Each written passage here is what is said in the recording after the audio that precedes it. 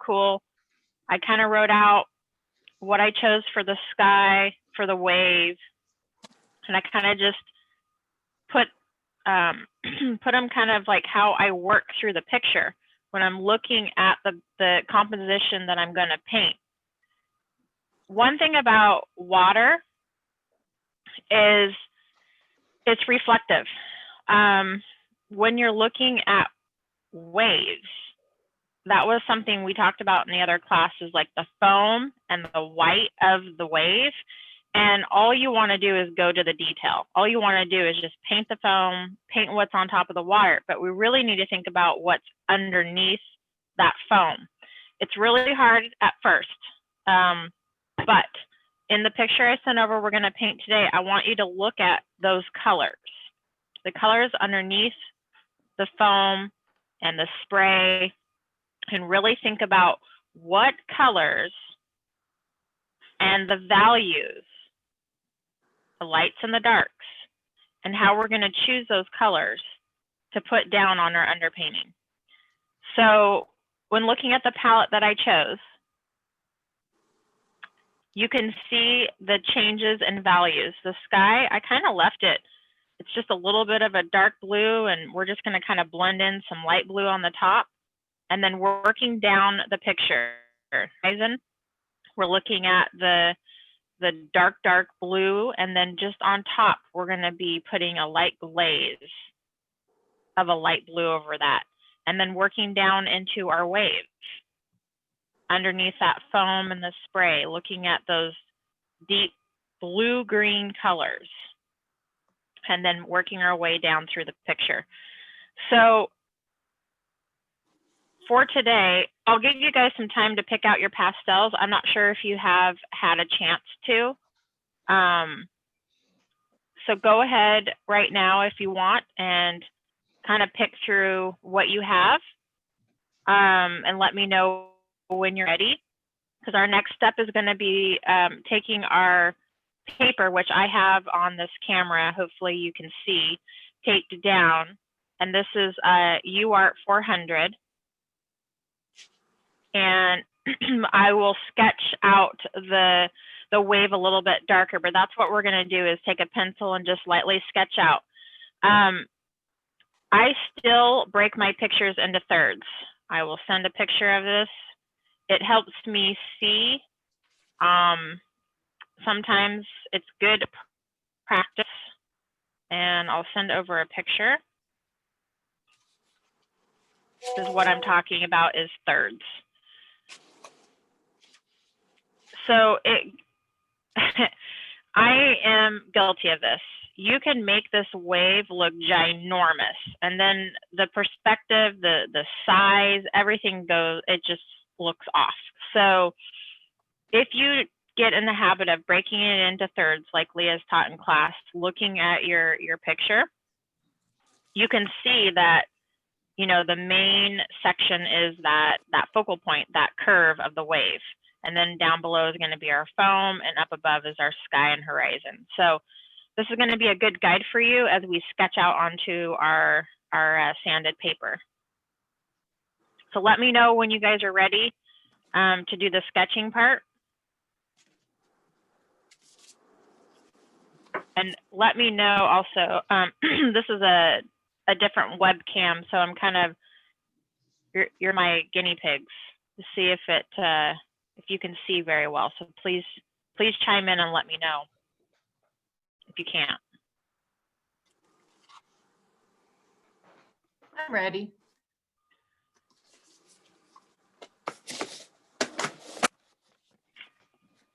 You guys ready? No, but go ahead. I'm slow. We're just going to do, and it's okay, Pat. We're going to, just like we did last time, it's just going to be a very light sketch to get an idea. And then we're going to start laying in our pastels for our underpainting. So we're just going to come in and get our horizon. I'm not going to put the rock in, but you can if you would like. I omitted that, which is also the license you get to do as an artist. It's kind of back there. And today's focus, we're really learning about painting a wave. So I've omitted that, but certainly if you would like to put it in, you can. And let's see. This is just pencil. It doesn't have to be perfect.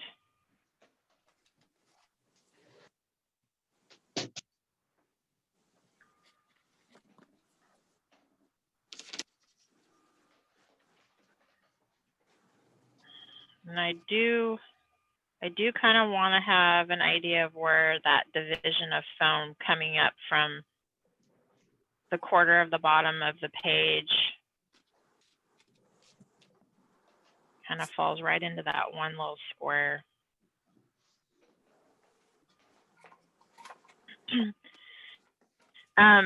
Something to think about too about foam as we're sketching this. Another part that we as artists get to do is we get to have the license of changing the structure. And I mean that with waves.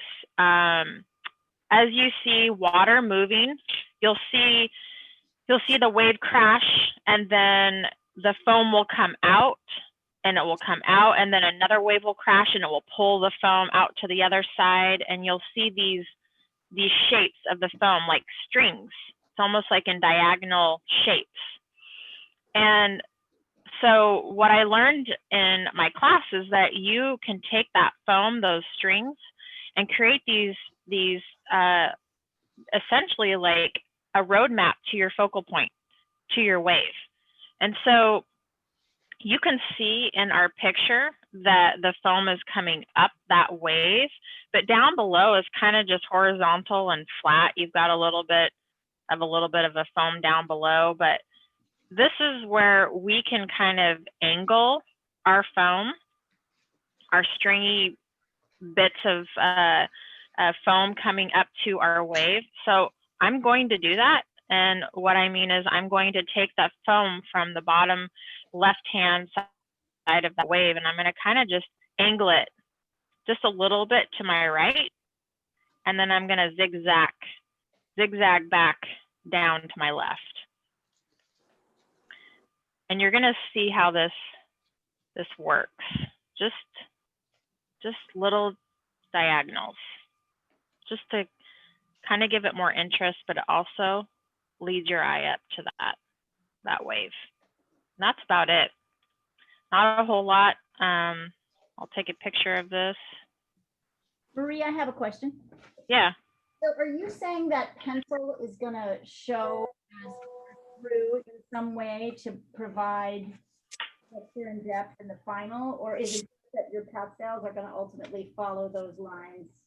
Yeah, so it's essentially like a roadmap. It's like doing when we do like and that's a great question. So you can use a pastel pencil.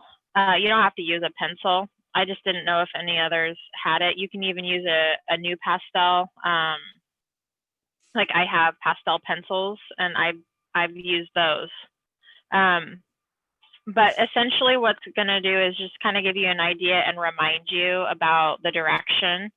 So when we're laying in our underpainting, you're actually taking that underpainting and you're directing that pastel in that direction. So when we go to paint it with the alcohol, we're going to be painting in those directions as well. Thank you. Yeah. So, and it is something to do with water because it is moving and you're like literally taking a snapshot of that movement. So it's important that we use our brush to really show that movement. And so I'm going to teach you how to use your brush when we're using the alcohol. And if you don't have rubbing alcohol, that's fine. You can use water and you can use Gamsol. I like the alcohol. But that's just a preference. So the next step, is everyone ready to go to the next step, or are you still drawing? I don't want to go too fast. I'm ready. You're ready? Okay. Alrighty. So just like I showed you on my palette, we're going to work from the top down. So starting with our darkest of our darks, I've selected a dark blue, and you're just going to put it right here up the top. And we're just going to drag it in a horizontal way, because that is the way of our sky, right? Just one color right now. And then we're going to move down to our horizon. I'm going to use a new pastel. And it's a dark navy blue. Still doing horizontal strokes.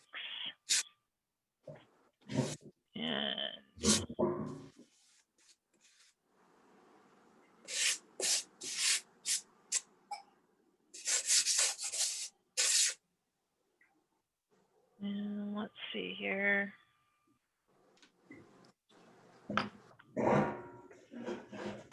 Probably leave that.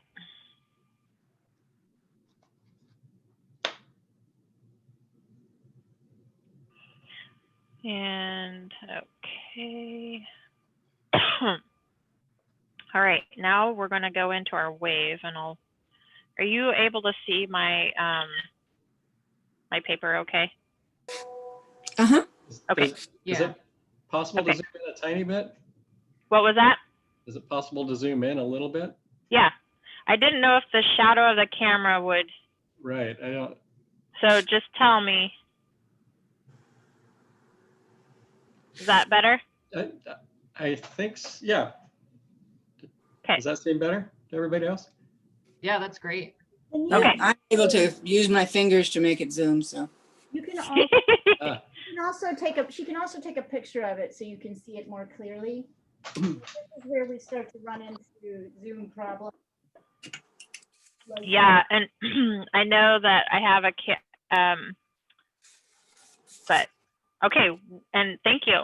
We'll just keep playing with it and see how it works. Okay, now we get to go into the actual wave portion. So let me bring up my picture. So one thing when I was studying this picture, again, I'm looking at the shadows, right? The lights and the shadows. And as we know with water, the darker part of that curve of that wave is not getting as much light. It's denser. And we also know in the daytime, I'd say this is probably, I don't know, maybe 12, 11 o'clock in the morning, you can see the sun's kind of shining from the left-hand side. So we know in that centerpiece of looking at that picture, there's going to be a darker green. And as it's coming up, the water's thinning into that crest, right? And as it comes over, it's going to be lighter and clearer. So we're going to start with our darker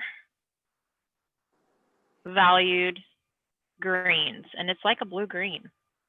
And we're just going to put that right in here, right into the center. The left hand where all of that white and foam, we're going to leave it, we're just going to leave it blank. Preserve our whites. And kind of just dragging it over here. I'm going to use a shade lighter.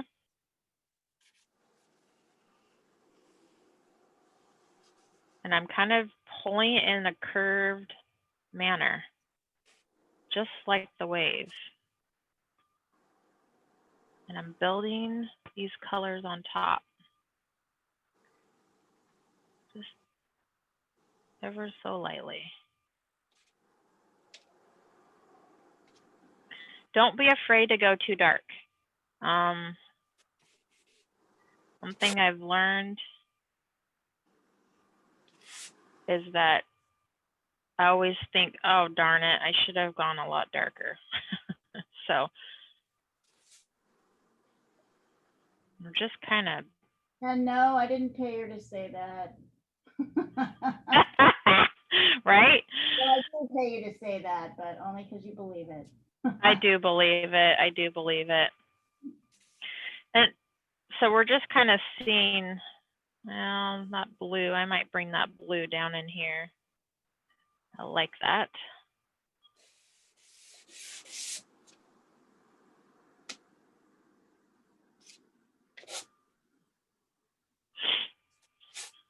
Let's see here.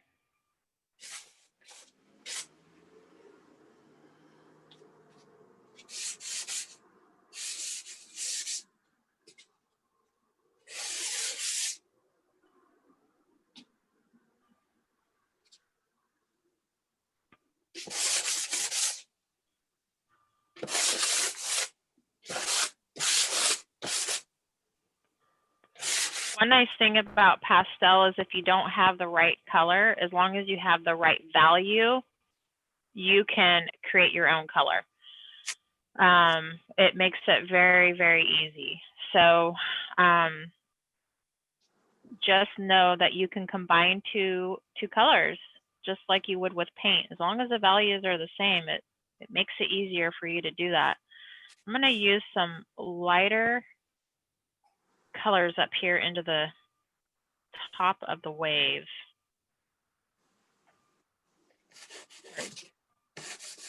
Gets that nice, pretty color.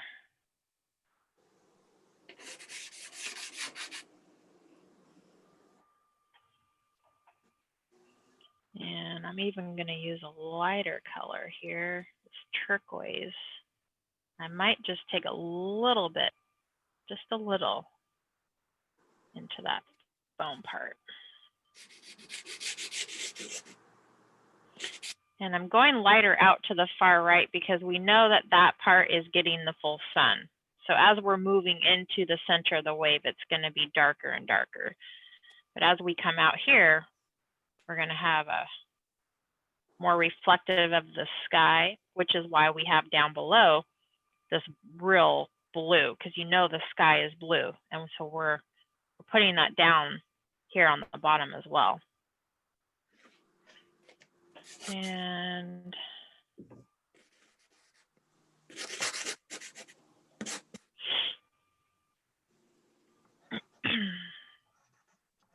I might glaze over that just a little bit with the green. Just a little. And what I mean by glazing is taking your pastel, and so you take it just like this. And sometimes I need to kind of wipe it off because I've got too much, and then you're just lightly dragging over, just very lightly. That is what glazing is, just very light. We're not pressing hard, just dragging a little bit of that color over it.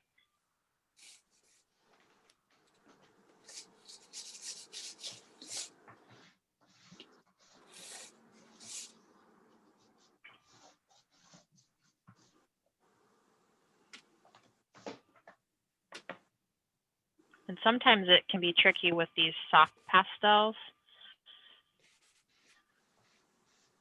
because they just want to put a lot of pigment down.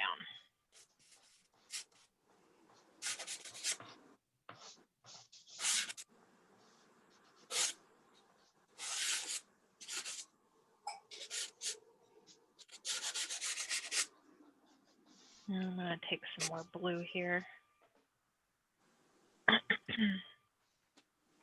Kind of just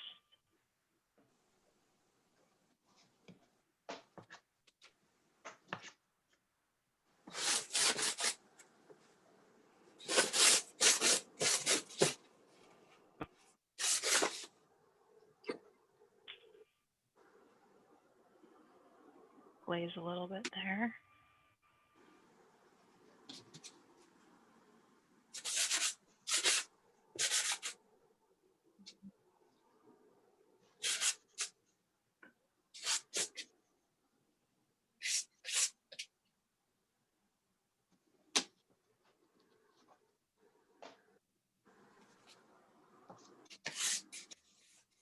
Okay.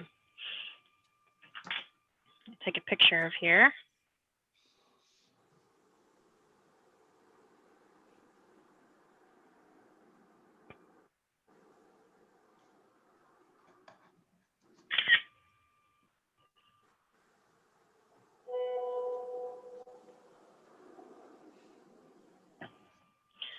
Something I also like to have is a nice wet towel.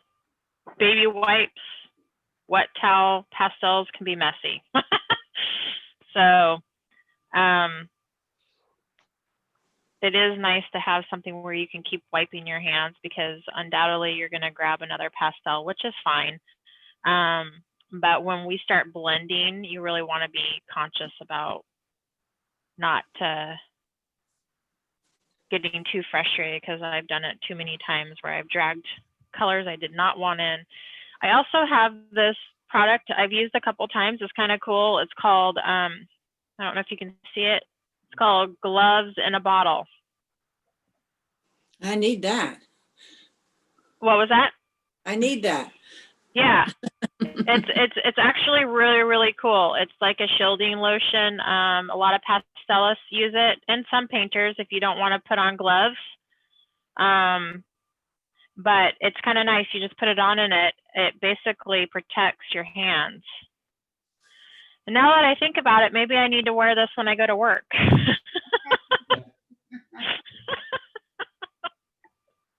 This might be my next to my sanitizing. Oh. So, how are you guys doing? Let me see what you have down. This is gonna be fun. We're gonna start my favorite part. I'm still running behind. That's okay. Do you have questions? Not yet. Okay. I'm just trying to, my colors aren't quite the same as yours, but. That's okay. The picture I sent you guys with the palette, Yeah. I actually do this every time when I'm getting ready to do a painting for pastels. And I actually do that with oils too in my mind, but this is helpful. Oh, that looks great, Katie. Very nice. Very nice, Pat. I love it. So it's good to do because it works. You're working through the painting and you're getting your colors, and it takes away that frustration part, I feel, because you've got your colors ready to go and you kind of know where you're going. So, and you, oh, that's cool. Yeah. What paper are you using, Katie? The watercolor paper. Cool.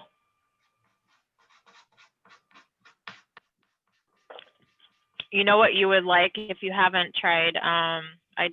Where did I put them? I can find them.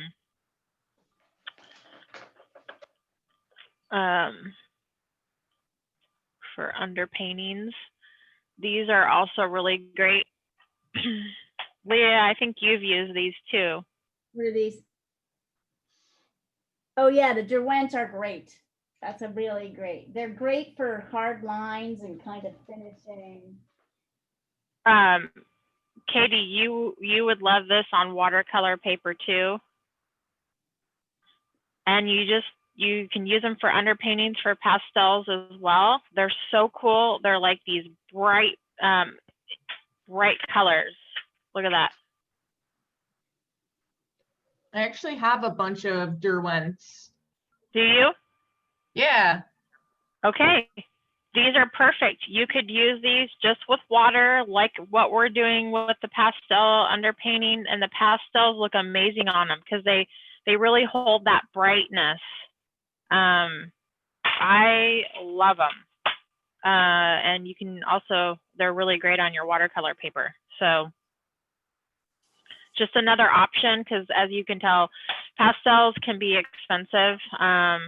And it's kind of why a lot of pastelists talk about using the harder pastel, the new pastel. They're like small little long sticks that you can break into pieces. They don't chew up your tooth of your paper as much and fill it in. So, and they're more economic, especially when you're doing a lot of underpaintings pastel. So just something to keep in mind. Marie, can I ask a question? Absolutely.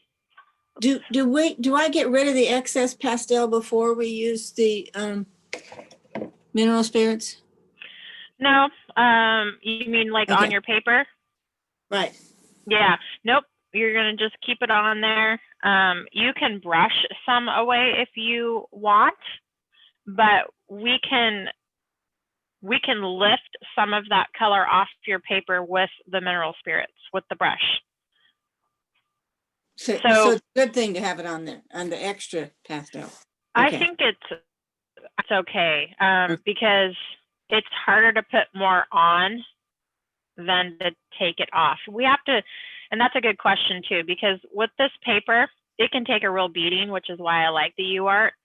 But I also have found in my experience with it that if I do an alcohol underpainting, I realize I need a darker color. I can put more pastel on it and I can add more alcohol, but I feel like it changes the paper a little bit. So I try hard not to do too much of that and just do one pass with the alcohol or the mineral spirits. Oh, okay. And if I really need it darker or lighter, I can go over with the pastel and just kind of blend into it on the underpainting. So that's why it's really, I mean, we're practicing, right? I would Right. highly, I mean, and this is something I did. I took literally swatches of these colors and put it on like another like pad of UArt, and I took my mineral spirits or my alcohol, whatever you have, and I would paint on it and see what it looked like. Because it's gonna look a little darker when it gets wet, and then as it dries, it gets lighter. But you know, you don't really know what it's gonna do until you try it out. So I suggest that too. When you're practicing, see what it does when it gets wet. It'll help you choose colors too. So, all right, we're ready.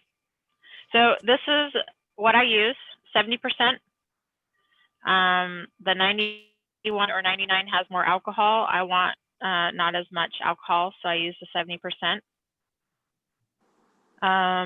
You can use the Gamsol, which is just like this, that we use for painting.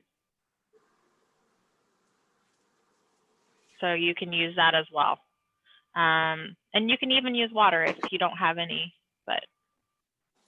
and I just pour it into a container. So it's essentially just a little empty container, and I don't know, dump a little bit in there, and probably about a quarter cup, maybe less. And I have a brush.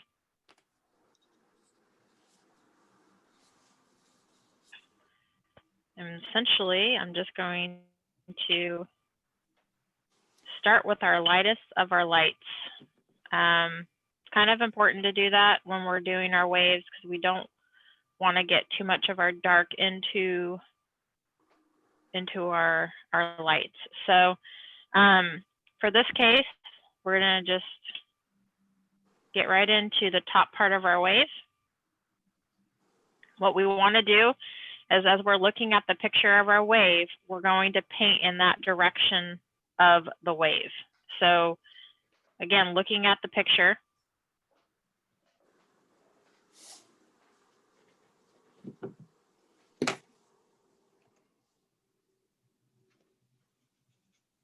we have it cresting. We're just painting. We're essentially turning this pastel into paint.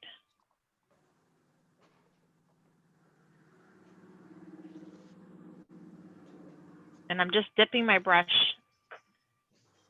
into the alcohol, just like this. And it's okay if it drips. Don't worry.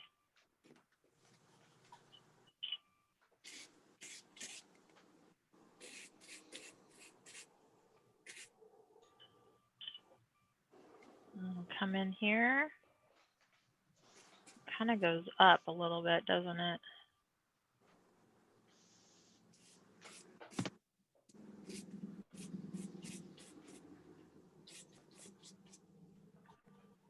And just kind of curving it.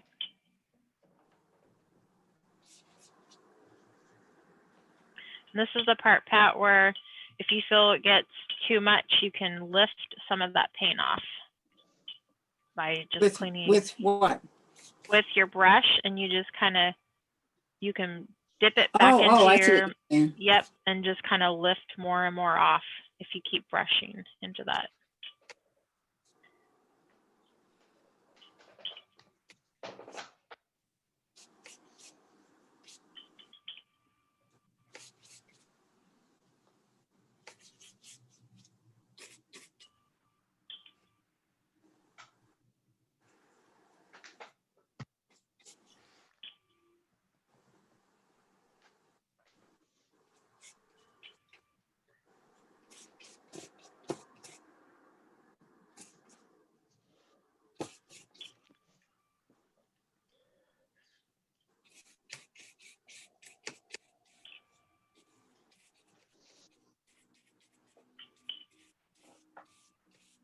And I'm kind of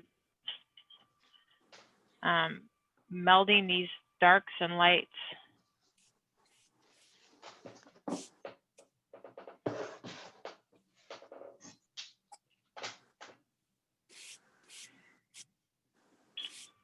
We get the underpainting right, the top's going to be a breeze.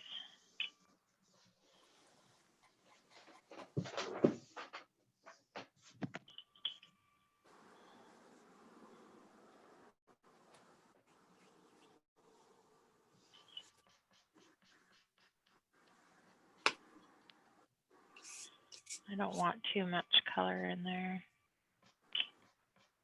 That's where the foam is.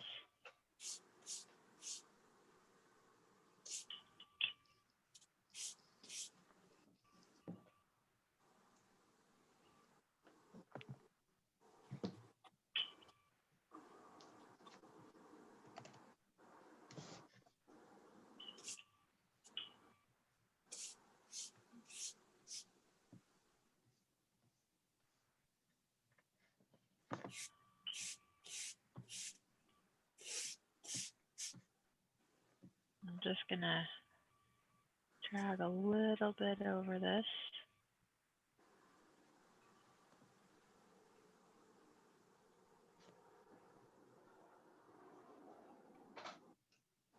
My alcohol's completely dripped into the lower part of the painting.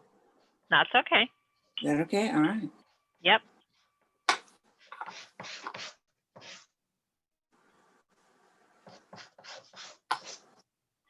I personally like the drips,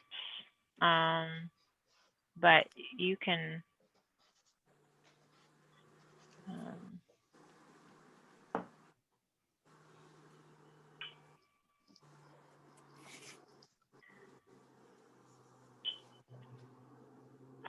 And then we're gonna just, you know, as you're dragging it out, so just follow the direction of the water, right? The water's doing. And then we're gonna bring it down.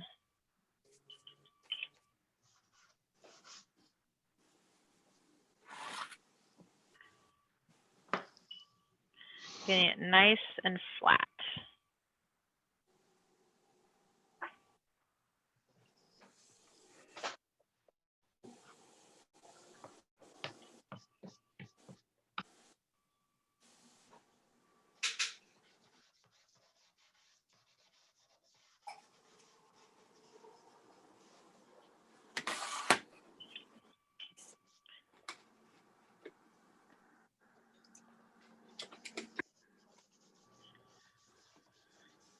Okay.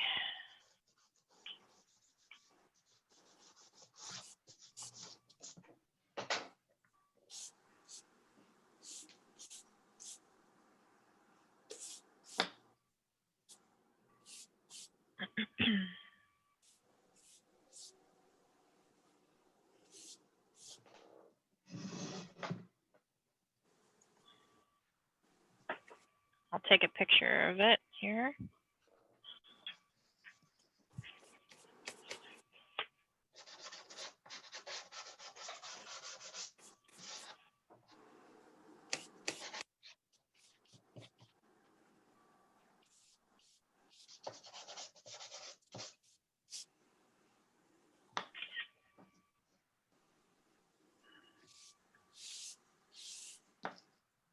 We're just kind of working on the bottom part here.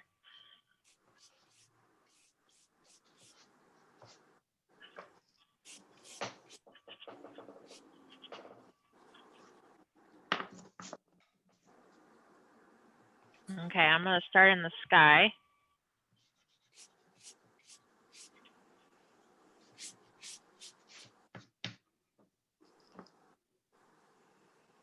Long strokes, horizontal strokes.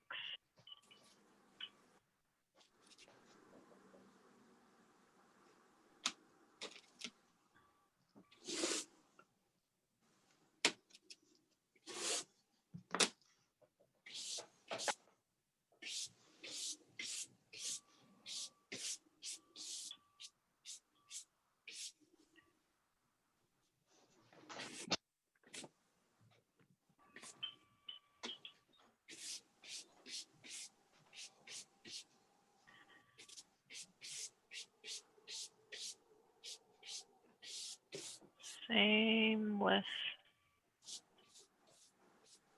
the ocean part.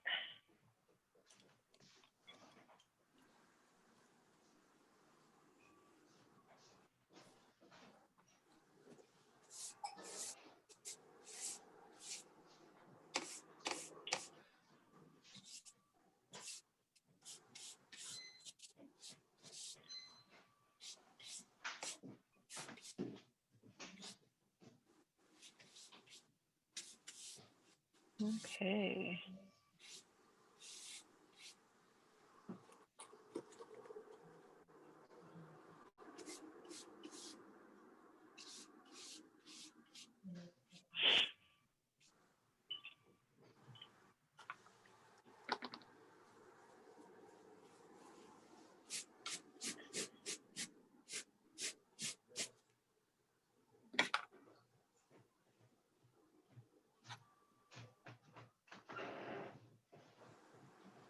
One thing when you're painting water, to get the depth, and this is just even if you're painting streams, to get that depth, you need to have that dark color. And what I mean by that is a lot of times when I'm painting water, I'm thinking of, okay, if it's coming closer, sometimes I'll paint that underneath really dark and more of a warm, like if we have that reflection of the water, and then you just kind of glaze over that light blue, and it gives you that depth that, because if we had all of the same values, we did all of the darks and the lights all in one shot, it's just going to look flat. And so this is why we go a little bit darker on our underpainting, because as we layer our lights on it, it's going to give us our depth. So it's really important to have those colors down, because then once we start putting in our lighter colors, it's just going to pop. It's going to give you that 3D depth effect that we want.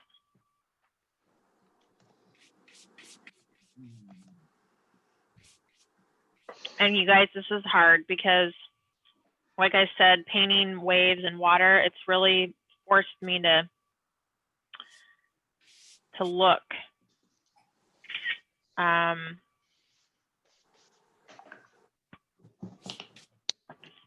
Like here, my sky, I kind of took off a little bit of that blue, which is fine. I can add a little bit more into it. It's not going to hurt it.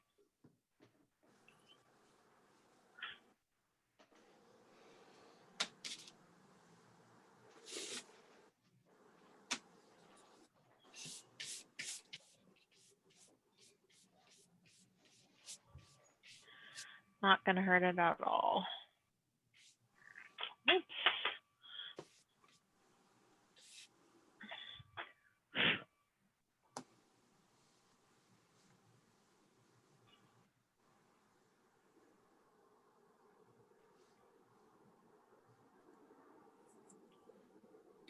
The alcohol will dry a little quicker than the mineral spirits. So we'll just let it dry here.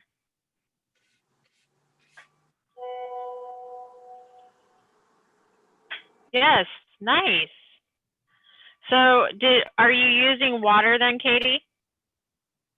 I'm using the 70% alcohol. Oh, you are? Okay, great.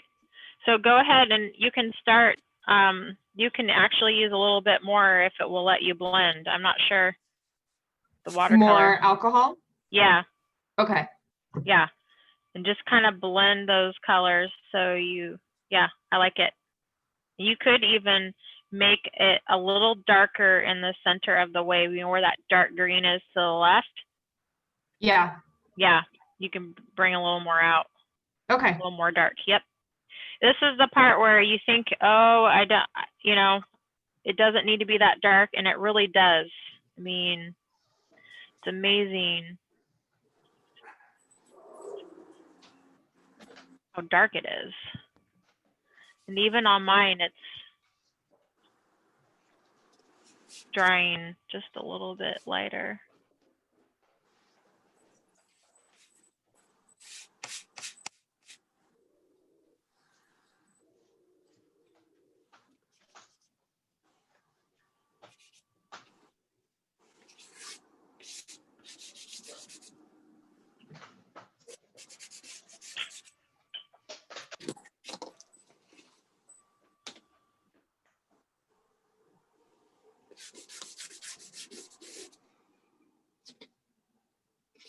How are you guys doing, Pat and Joe?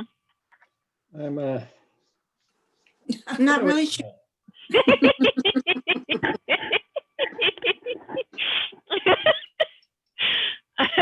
guys I'll let you are, decide how I'm doing. I think you're probably doing just great. Yeah, I am thankful that I took this class already this week. Yeah, good, It's really kind of helping. good. now, with the brush you use, can you Oh, use that's that with pretty. watercolor and oil afterwards, or do you not want to mix brushes? That's a good question. I have separate brushes for pastels. I just have always done that. I've just kept them separate. Same with watercolor and the oil. Okay. water, keep anything that uses alcohol, keep it away from your water. So you could use that brush for oil if you wanted to. Yeah, You Okay. really I can't. mean the pastel. Yeah, I found a garbage brush anyway that I can use. So. Yeah, garbage brush. That's why I like the 1-inch craft brushes. they're great. You don't have to really commit to them. You're just like, okay, I'm going to spend $1 and use this until it goes, and then another $1. Boom. Exactly. Yeah, because you can, I mean, as you know, brushes can be expensive. And there's no sense in spending a bunch if you don't have to. Yeah. This garbage brush is really annoying though. I need to do something different. I do like the brushes for watercolor. I like the softness watercolor brushes. Yeah. And you can get some that are really cheap and just save those for your pastels.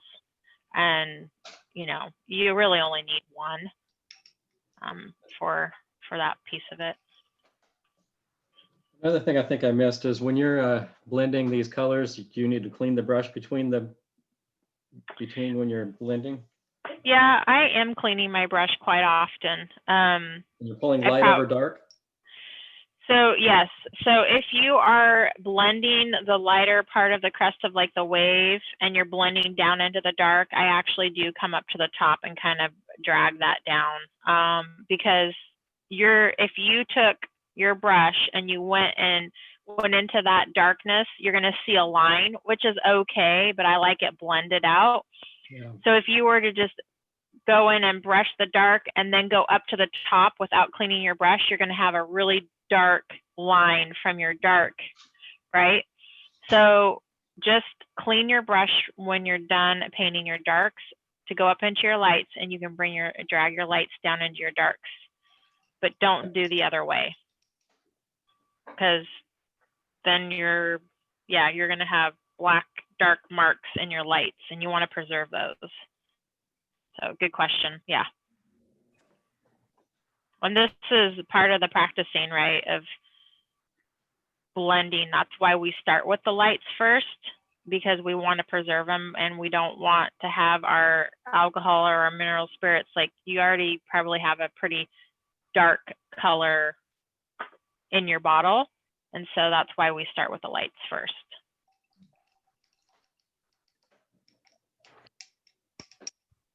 How were you able to keep the dark from the mountain into going into the white section? So I take my brush and I bring it like this, and I'll tilt it to the side, and I'll kind of just drag it like this, and I'll just use just little brushes all the way, and just try to keep it very little alcohol on it, blending, and just kind of go along the shape of the wave. Yep. Okay. That way I have a more controlled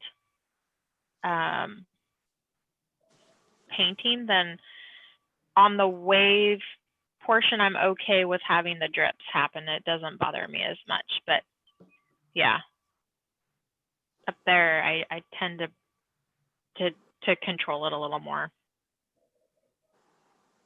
Thank you. Yeah, good question. And let's see here.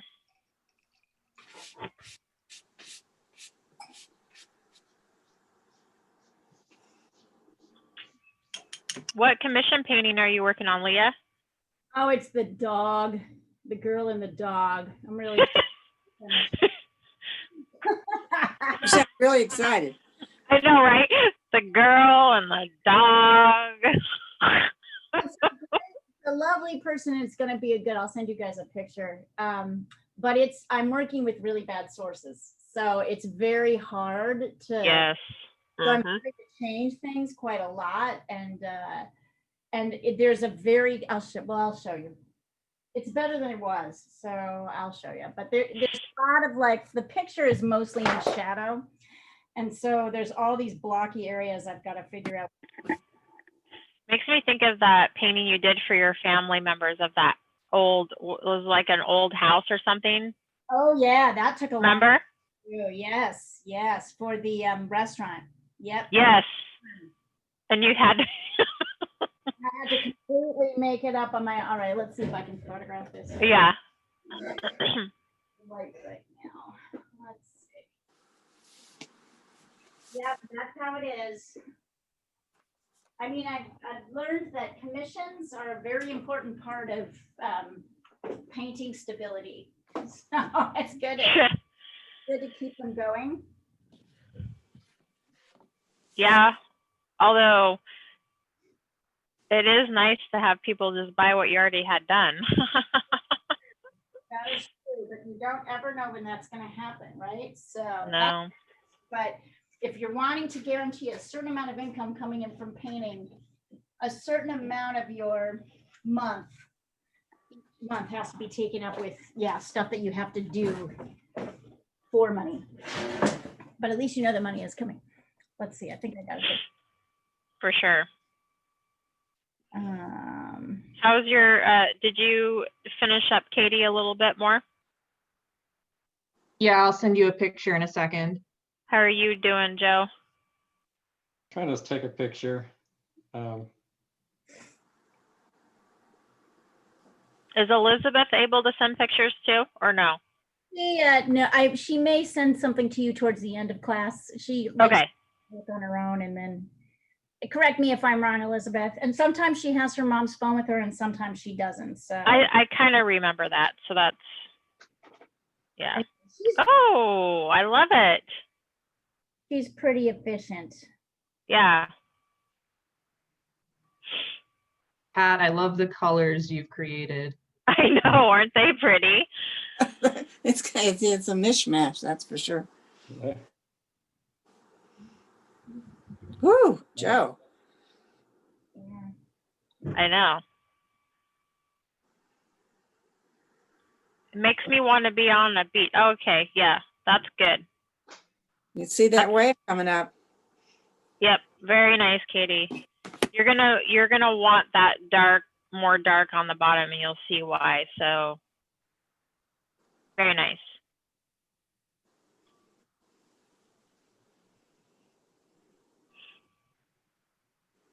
I love it. So one thing we're gonna do is if you have a white pencil, like just anything like this, or you can even do like a hard pastel, a white hard pastel. If you don't have anything like this, that's okay. One of the things that when you're painting waves, it's super easy to do is to kind of lose your perspective. And so sometimes it's kind of nice to go back over, and we're just going to kind of sketch in again to, you know, remind ourselves where the foam is and where our wave's going to be. And we're just using our white pencil, and we're just kind of coming up to the top here, indicating that, okay, we've got some foam and kind of splashing up here and falling up here. And so just another map, essentially, of what's going on in the painting. I'm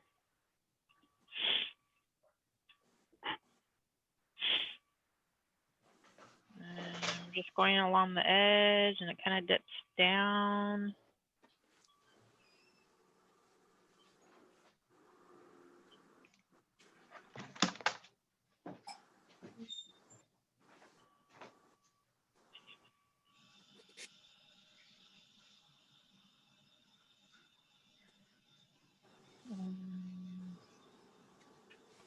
Got some of our. There we go.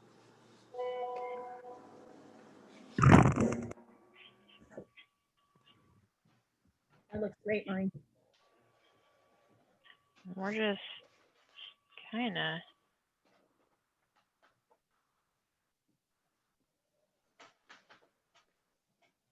One nice thing about waves too is it's forgiving. The water's forgiving, so we kind of get to have that. So back down to our water here. We're gonna bring some of our foam.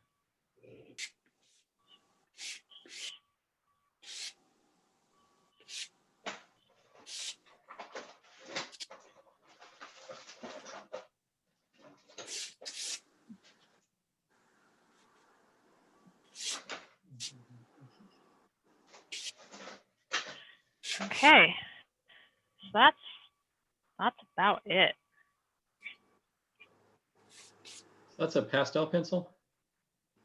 This is, yeah, I think I have a charcoal one. Is there white charcoal? I think it's white charcoal, actually. I think it came in my charcoal kit, yeah. I have a white pastel here.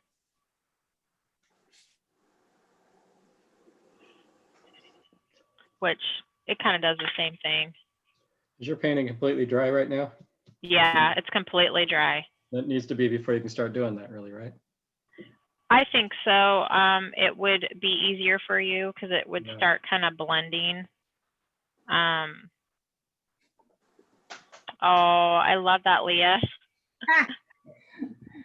Oh, is that a St. Bernard? It is named Peanut. Peanut. Oh. And this is her daughter, face completely in shadow, virtually impossible to see. So I've been like back and forth. I've been looking at Marie Sandgathe back and forth to get like, I always go to her when I'm struggling with a portrait. Okay.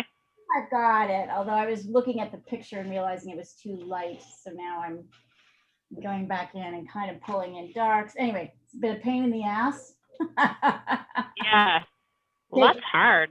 Time than I want it to, but sometimes, you know, the last two commissions went really well. Sometimes that's just So, where's the picture taken at? It's really pretty. Washington. It's a lake in Washington. Oh, Hmm. it's a good one. That's pretty. Yeah. So You're doing good. thank you. Yeah, especially like the leg. That would be hard. Hurry. Actually, the leg is the easiest part because I can get my. It's really hard because you can't really see it very well. So anyway, I think I've got it.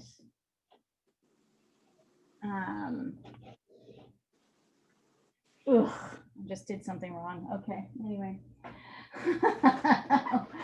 We'll get there. We'll get there. You'll get there, yes. How's everyone doing?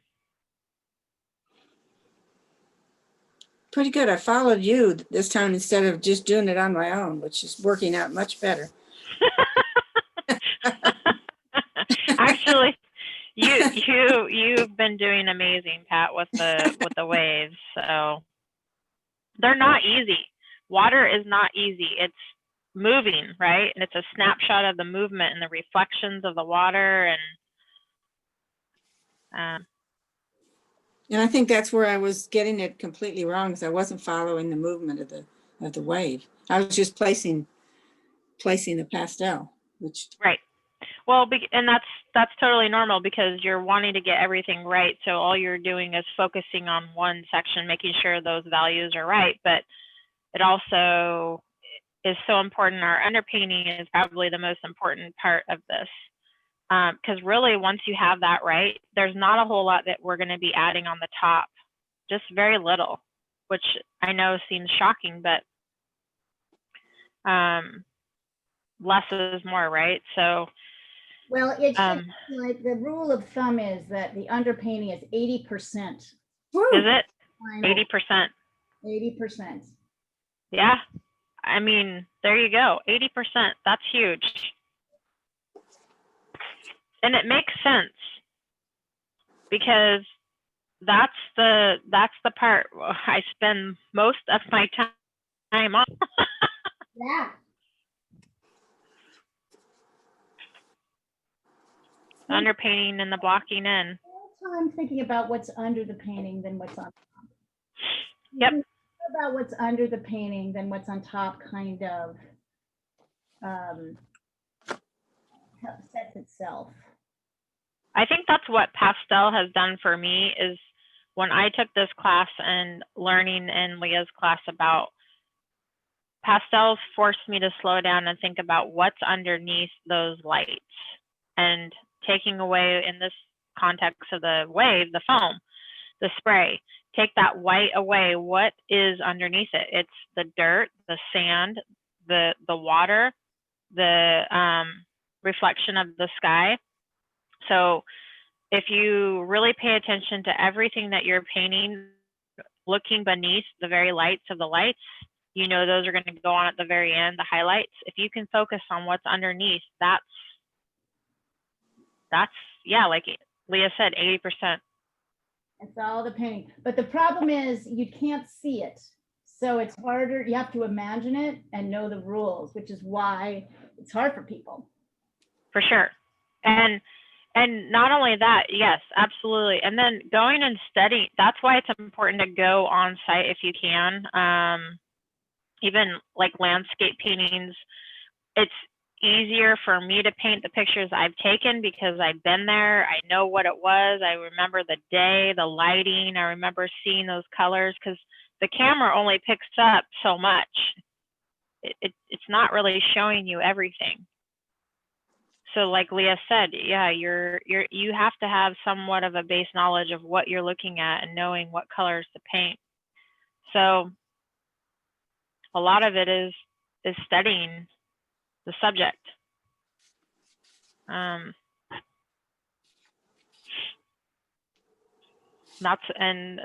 That's half of it. I spent a lot of time sketching. In my sketchbook I have here, I'll show you, I do a lot of sketching with waves, or even any subjects, but it forces you just to look at the composition, the lights and the darks, and you get away from the actual detail of it.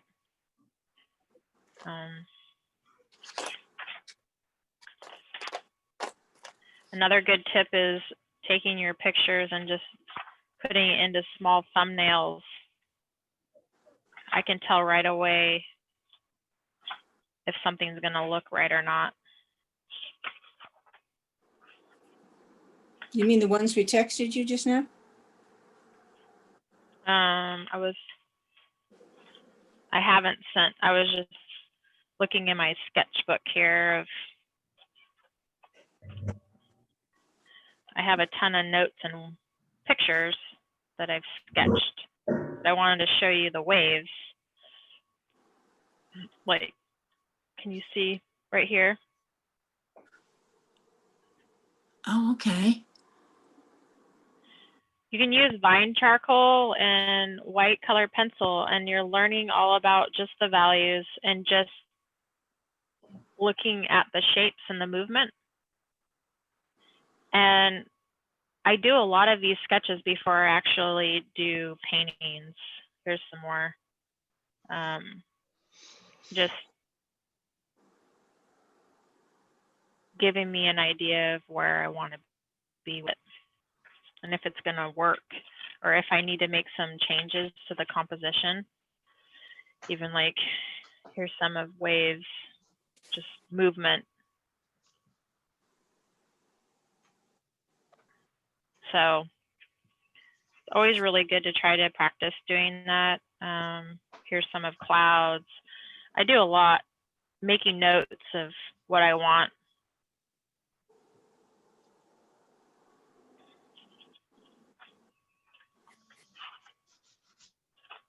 So, okay. How are we doing? Where is everyone at? Do we have things sketching? We just put the white down, right? That's that. Yep. Yeah. Okay, so now we're going to go into our sky, and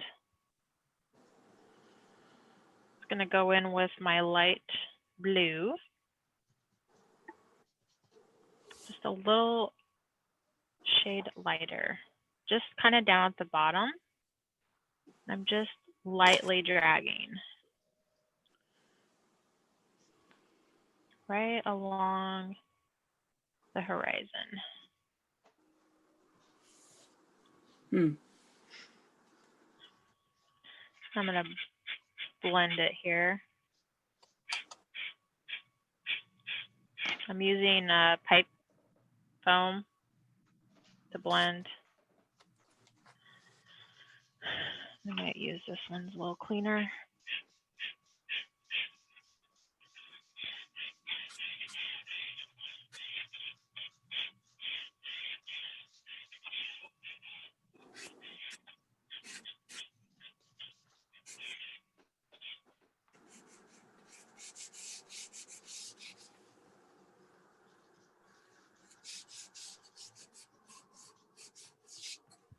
A little bit.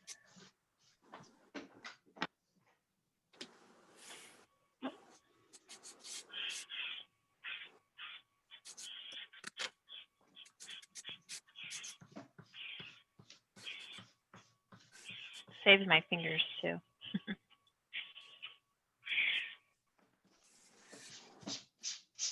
Okay.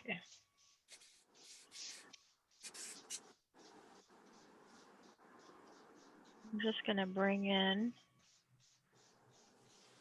a shade lighter of that blue right onto the horizon in a horizontal. light strokes. Letting some of that underpainting show through, so just very light.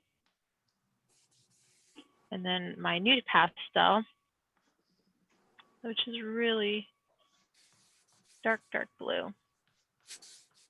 Kind of reestablishing that horizon line.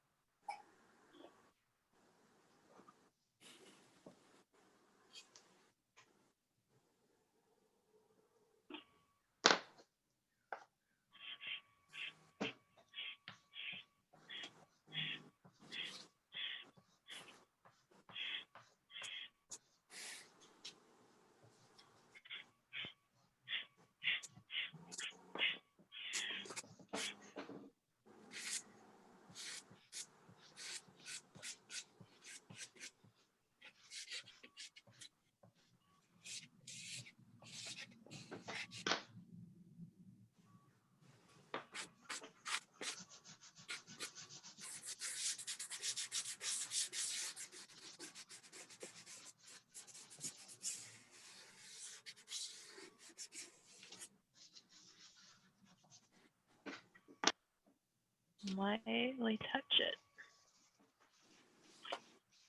Get that nice blend.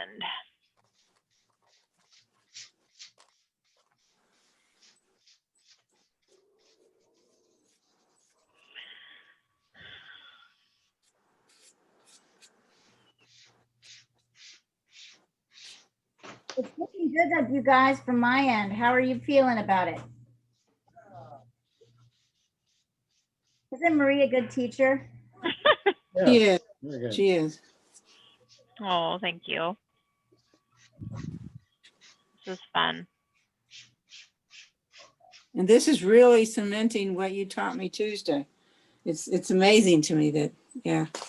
And sometimes it takes, I feel like it takes practice, right? Like it takes practice to try it and mess it up and challenge your think, right? Because we're always challenging our thinking. We're always like sort of it's a little counterintuitive art, the way we think it is. So you have to do it, you have to make mistakes before you really get it. I Absolutely. this in my journalists particularly are very fast thinkers, you know, and so they're always racing ahead with what they think should happen, and they're almost always wrong. So I guess but I love them. I mean, just like everybody, they're no different than everybody else, but they're trying to anticipate an ending based on an entirely different logic system. So what we're teaching you is a new logic. It's the logic of the visual spatial. It's not the same as the logic of the verbal. That's true. What are you doing now, Marie?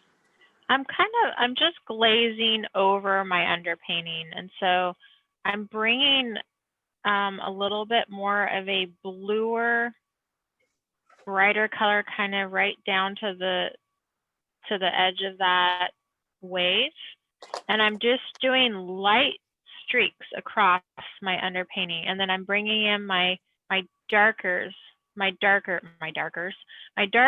pastel, very light, just dragging across, because the water, you can just kind of see that light change in colors right over the top.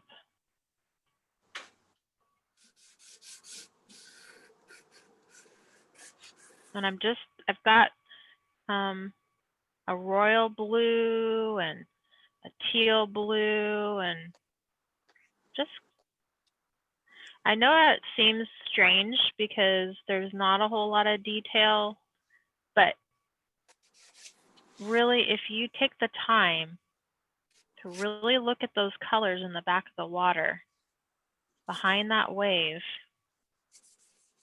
what it's going to do is push our wave forward as we add our colors.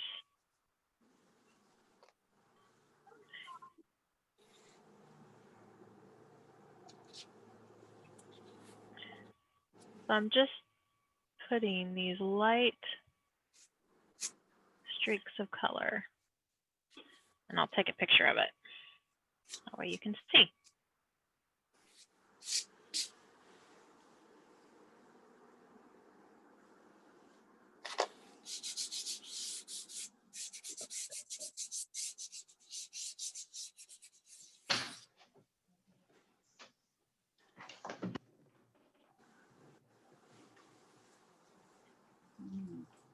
And you want to soften that line of where the sky meets that horizon of the water, right?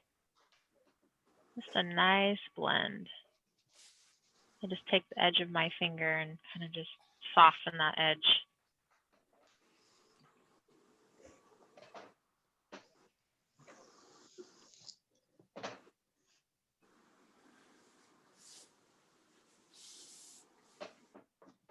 Just like you would do in your paintings with your brushes, the blending. So Joe, I take it we're gonna see you as we get into painting again more often. I'm Well, hoping-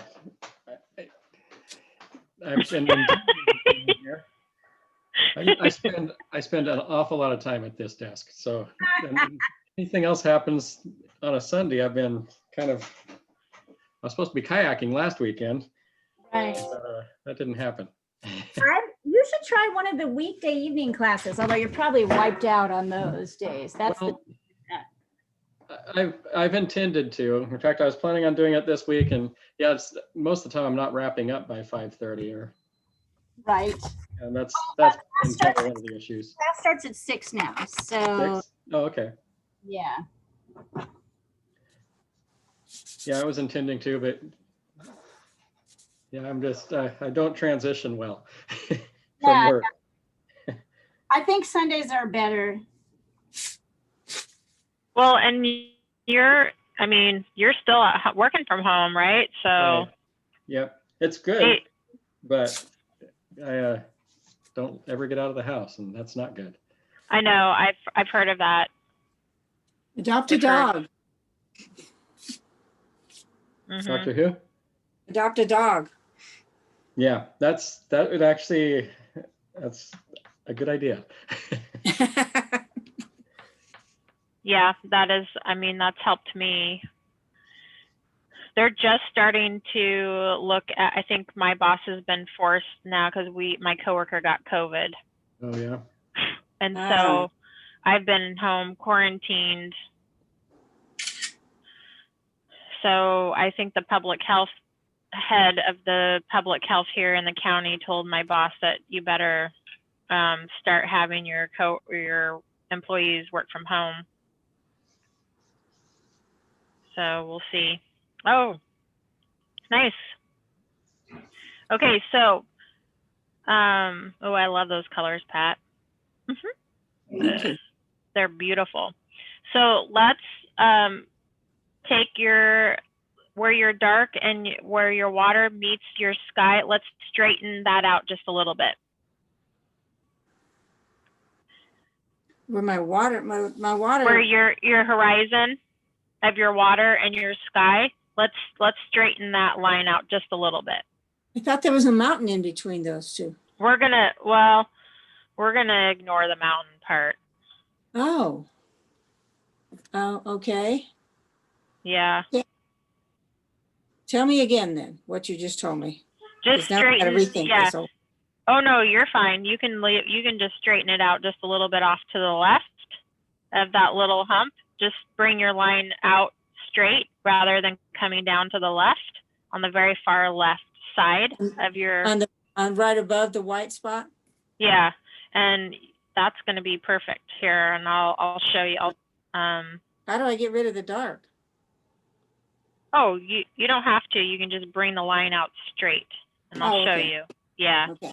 So essentially, here we go.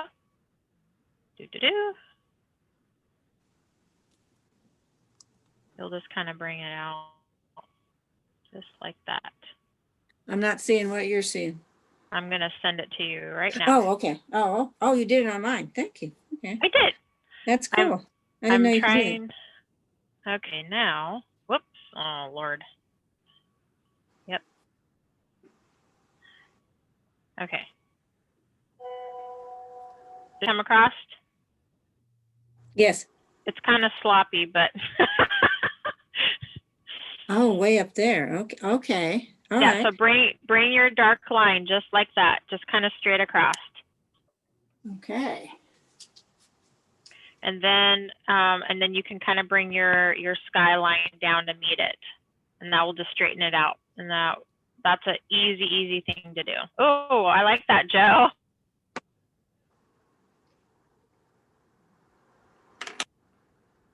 It needs to be darker, just like you said.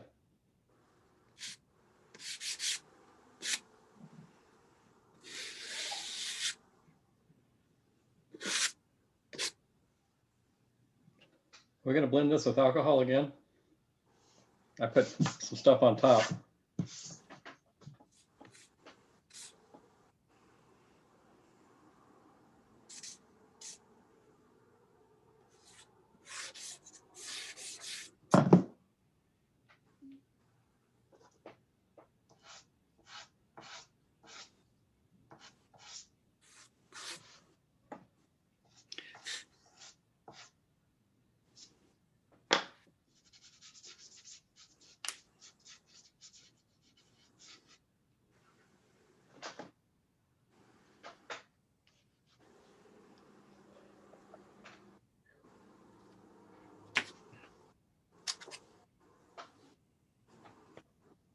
And we're back.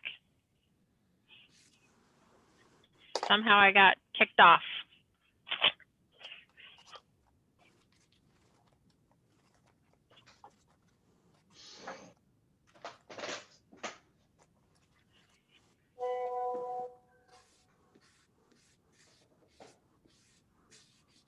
That looks great, Katie. That looks really nice. Perfect.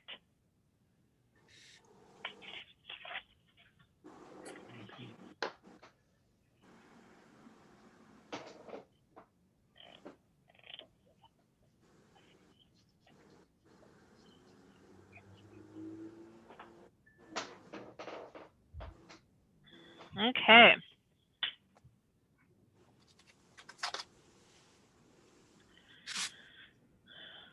What we are going to do. All right, so next step.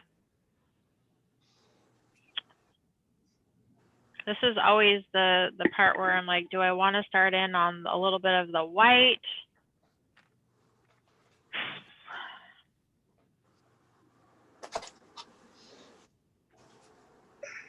I'm going to come back in. We're going to start at the top of the wave. Inside, just right in this area. I'm just kind of looking at reestablishing some of that color that I might have lost with the underpainting. I'm just going to come in here, a little bit of Oh, nice. just light.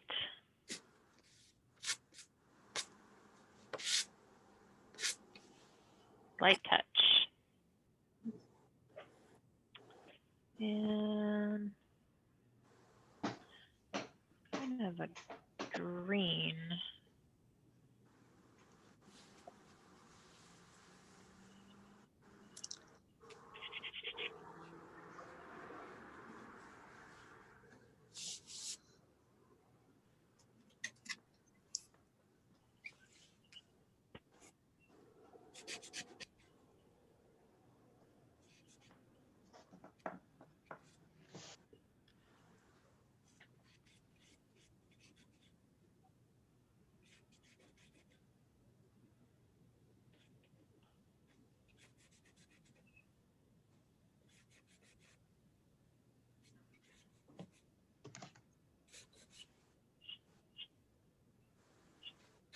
A light glaze right over it.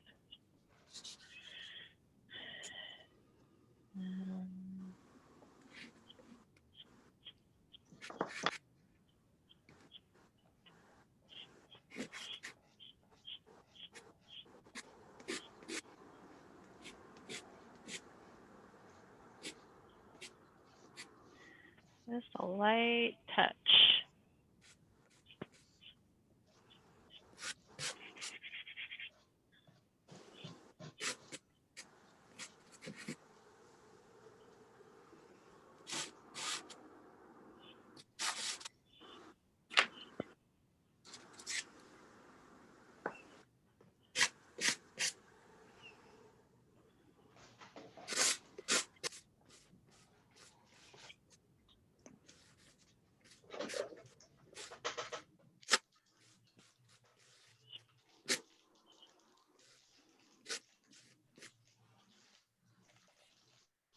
I'm just glazing, just kind of over.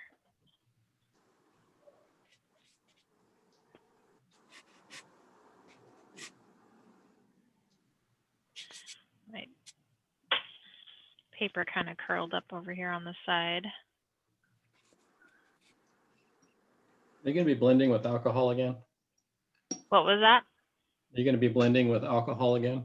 No, nope. I'm just going to be using my finger or the pipe insulation Okay. and just doing light glazing over the wave.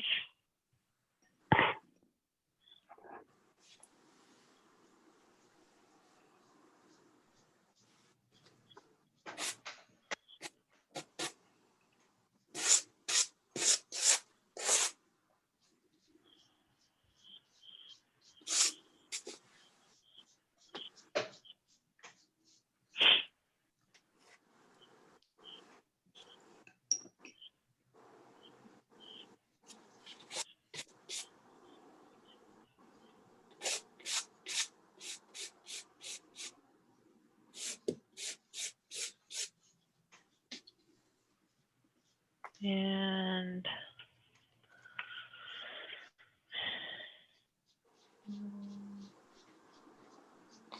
might be too dark.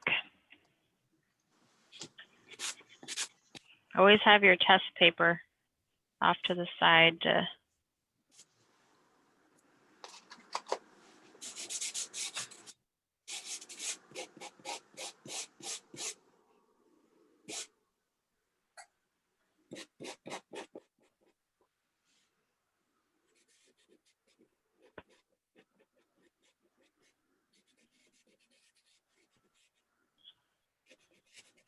I'm just doing a very, very light touch, very light.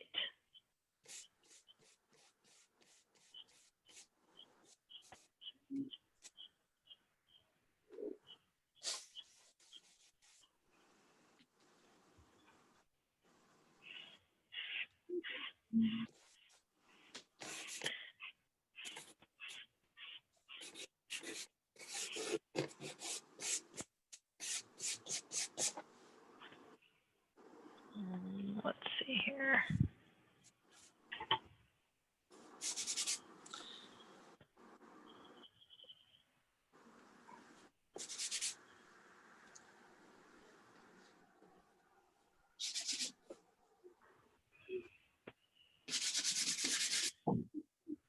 Then we're going to come over onto the edge of this wave where you see like that turquoise crusting over. I'm just bringing back more of that light turquoise color to the left.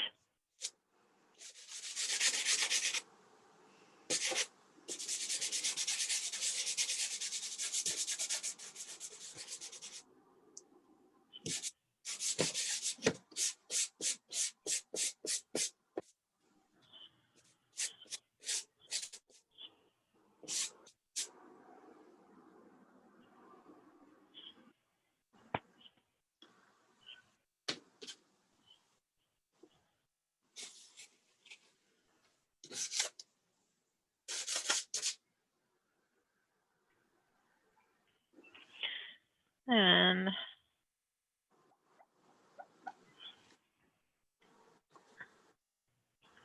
it might be too dark. Probably need, let's see about this. We're looking at the foam in the shade area.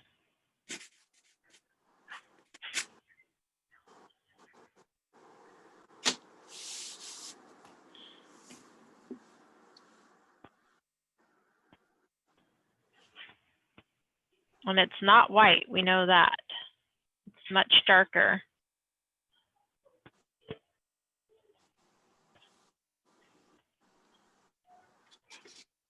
And I'm kind of just dragging it over my underpainting.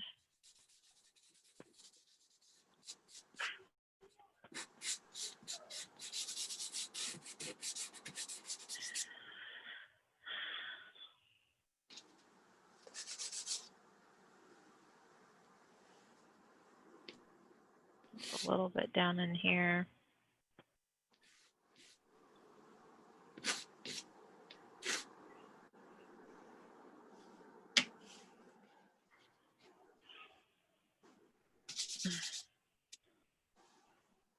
I'll take a picture of this.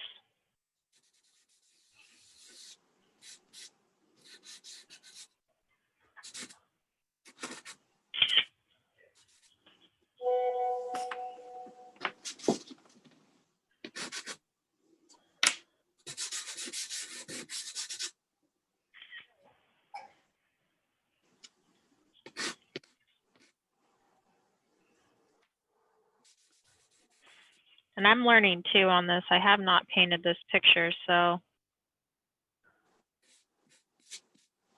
it's kind of new for me too. I do have a brush that I like to use, a dry brush. I use this brush. I have a fan brush, which I've used for like the wispiness of the foam that comes down onto the sand.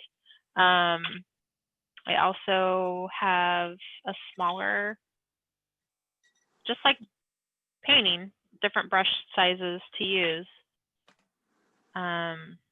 And that helps me kind of brush away some of the pastel that I don't want. So that's always a good tool to have too. So we're gonna start laying in some of this foam. I'm gonna start at the top.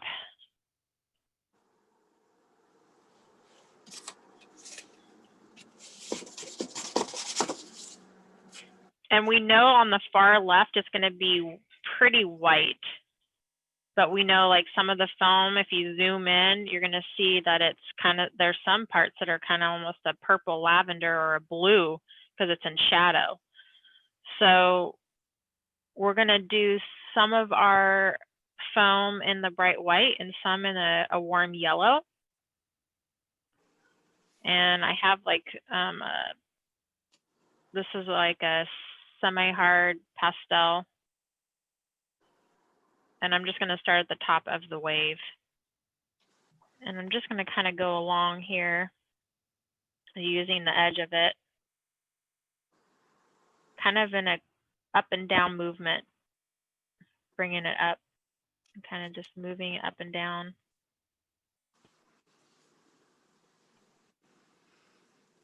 Suggesting where the crest of that wave is.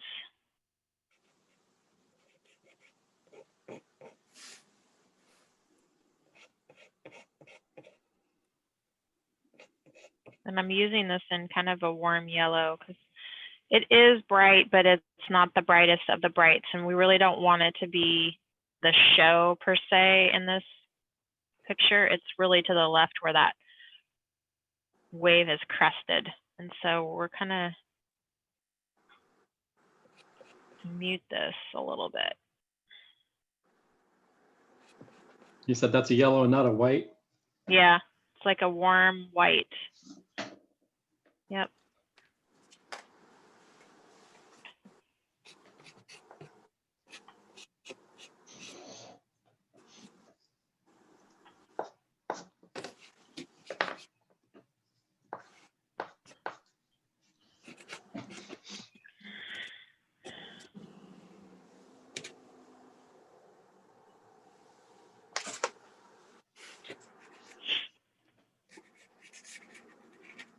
And then I'm going to use my, and I'll show you the difference so you can see. This is my white, my yellow white, and then my blue. So can you see the change? Yeah. And so that's what I'm looking at doing. And then this is my really, really white.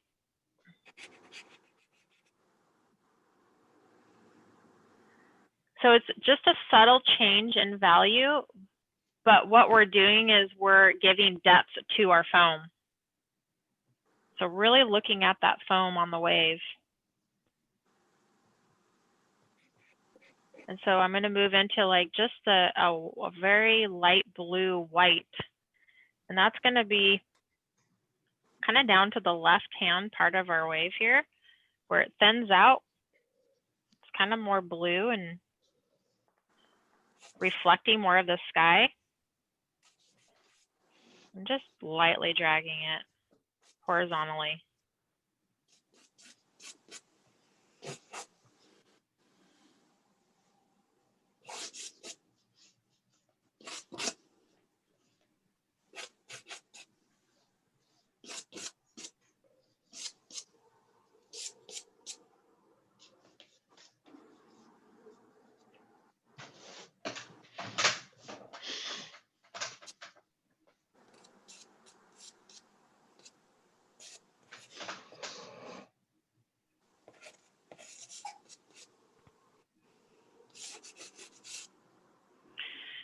And Is that a harder one? this light blue, Yeah. this is more of a soft, All right. not as hard as the other one.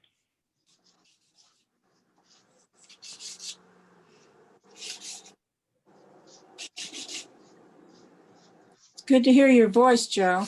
Been missing you. It's been, I don't remember the last time I was here. Was it I don't August either. or July? Yeah. It's been a while. Yeah. I didn't intend for that to happen, but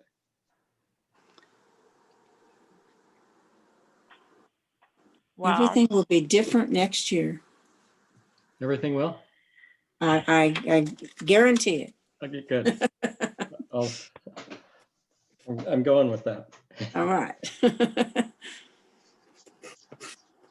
I'm hoping too. Now I'm going to take my real bright white pastel, and it is soft, and I'm just kind of going up to the top. And I'm just kind of like dabbing it down on my paper. I'm not really even, but it gives a really nice organic feel versus like painting, like drawing on the wave. Just kind of pulling it in the direction of the water. And we've got this nice, really bright white ribbon coming down the wave. So I'm just kind of looking at that, turning my pastel as the water kind of turns and kind of comes around.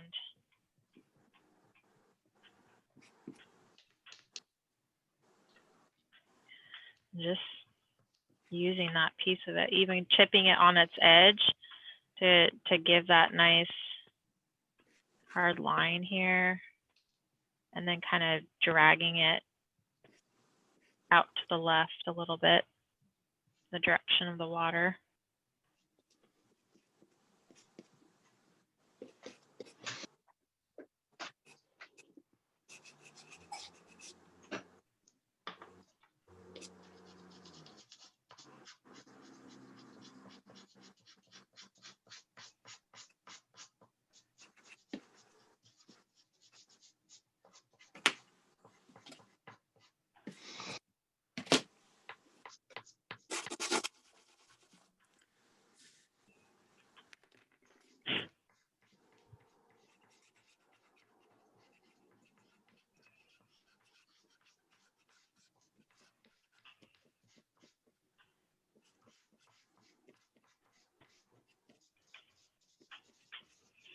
And then I'll take my blue white and kind of just come up underneath that for the shadow part of that wave. Just a little bit, just right into that edge there.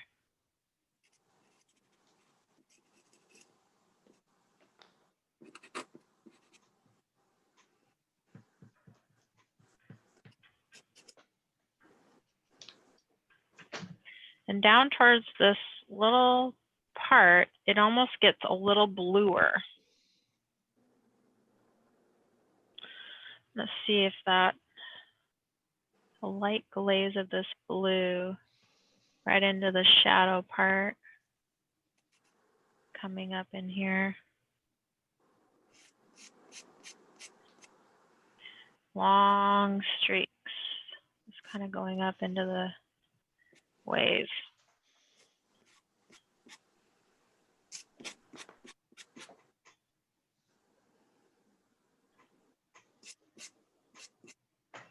I think I might even bring that blue kind of down into here, into the foam.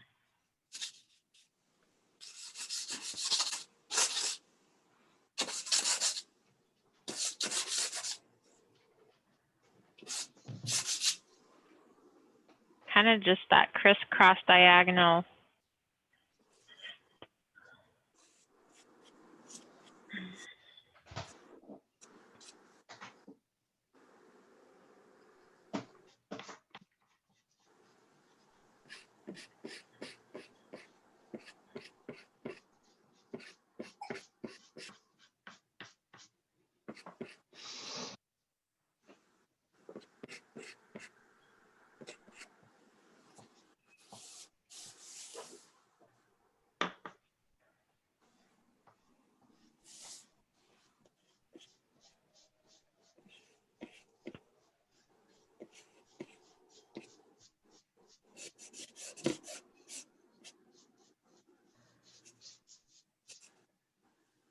I'll bring that back in here.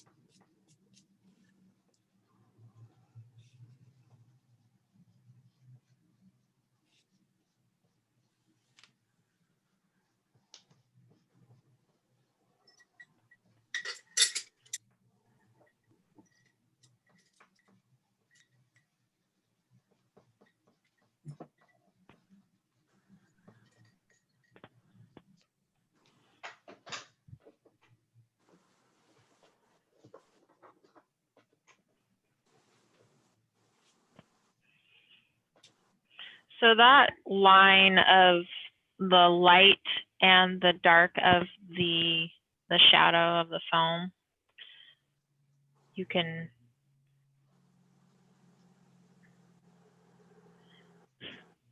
really work that edge.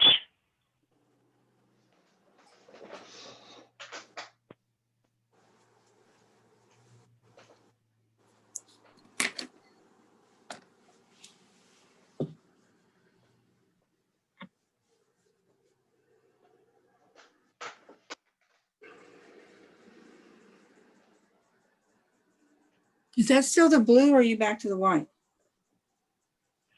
This is the white. Okay.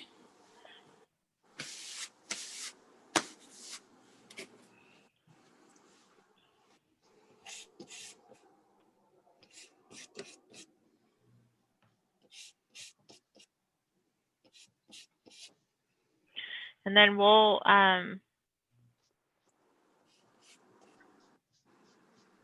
take our brushes and we're going to kind of brush away some of that and create our foam, our holes in our foam.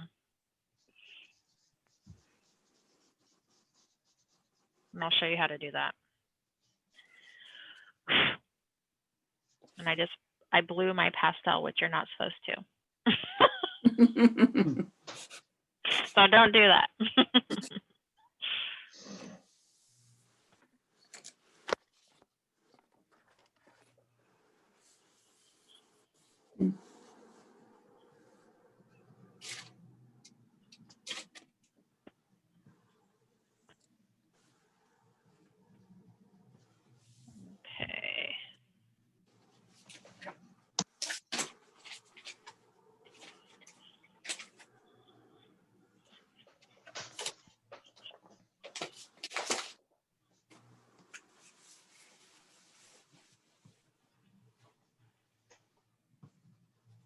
How are you guys doing? Where are you at?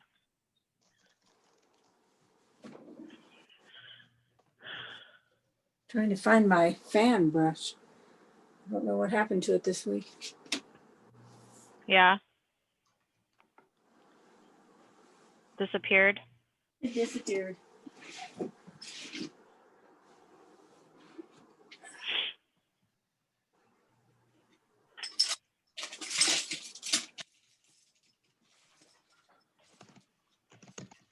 That's okay. You can use another brush too. Yeah. I wonder. I have a very stiff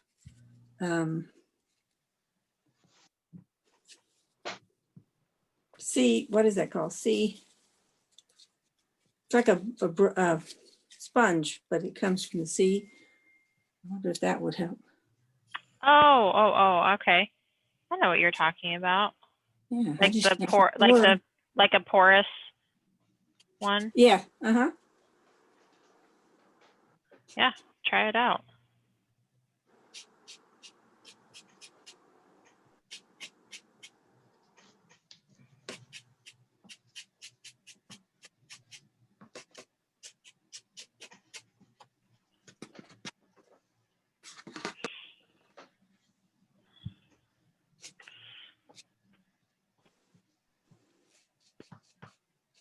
Yeah, that's right.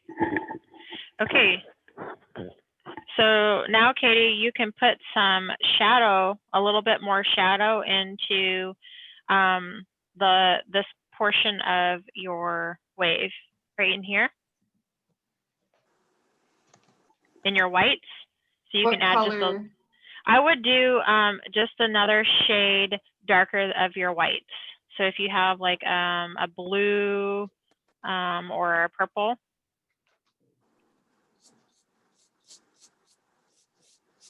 That looks good.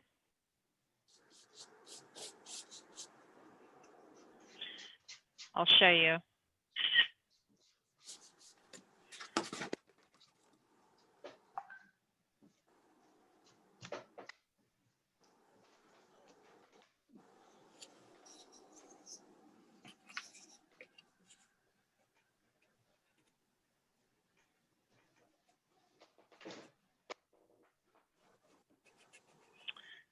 So I'm going to blend that foam piece right at the bottom here. And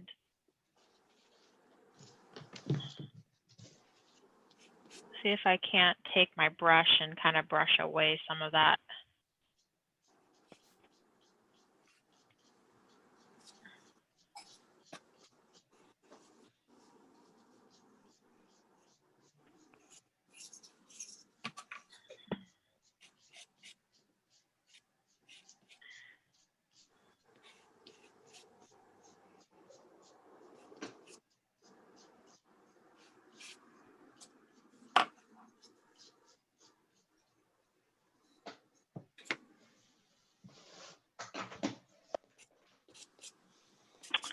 Let's see here.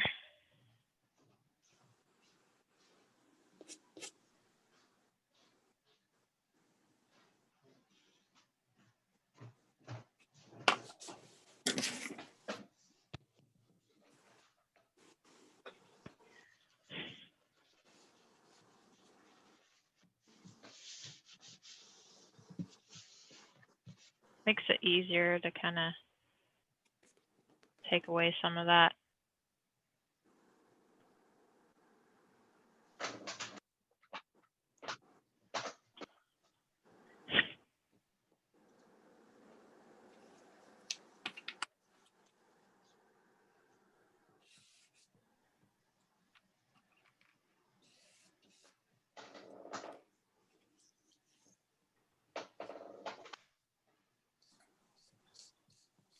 By using the brush, you can kind of just scrape away what you don't want.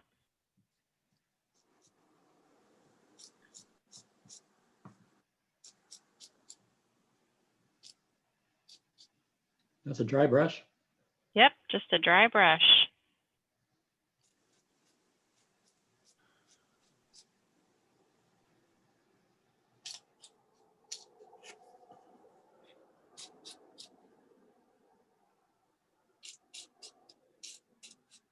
Just kind of going in here. That's coming out really nicely. Yeah, it is. How are your guys' coming along? Meh. Yeah. You're learning, learning. I have a student who used to just be so mad that he could never paint as good as me. And he'd say over and over, he's a very competitive dude. And he would say over and over again, like, why can't I paint as well? And I'm like, why pay me if you can paint as well as me? Like, why do that? You'll get there. I guess I don't really have a white pastel. That's okay.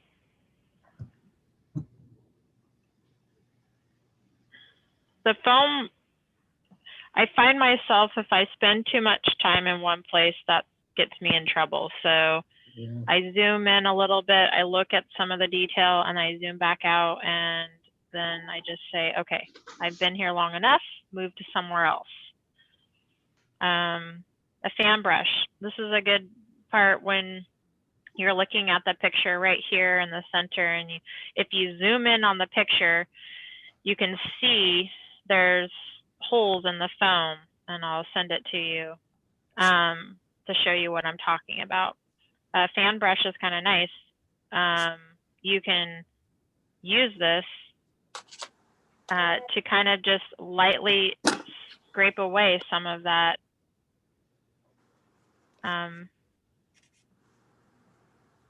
that you put down, just in a very, very light touch.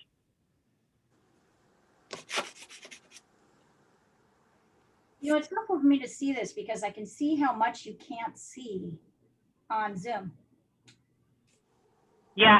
You know, it doesn't matter. No, this is not, I can see it. I'm like, oh my God, the level of detail you can see on the WhatsApp thread.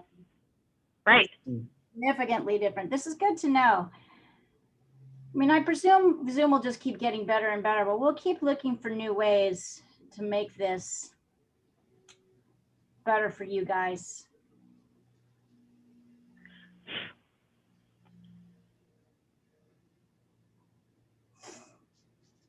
Yeah, I mean, the WhatsApp is really helpful, but sometimes it is hard to kind of see as you're doing it. The Zoom, you mean? Yeah. On the Zoom, yeah. Yep. WhatsApp is totally critical. If we didn't have it, I don't think we could do this class. Exactly. Yep. We could do it. And because so many people were, because we were struggling with so many different band, I don't know how WhatsApp does it. It's a very good, how do I say it? It's a very good,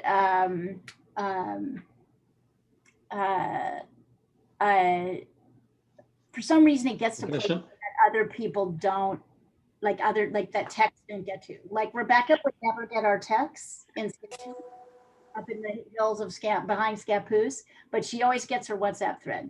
So it goes into places that you wouldn't normally, that seem to other mediums tend to struggle with. Yep, I agree.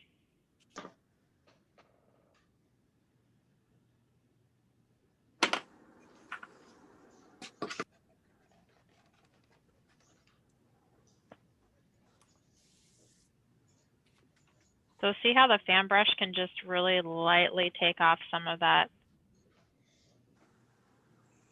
pastel. And you can't get that.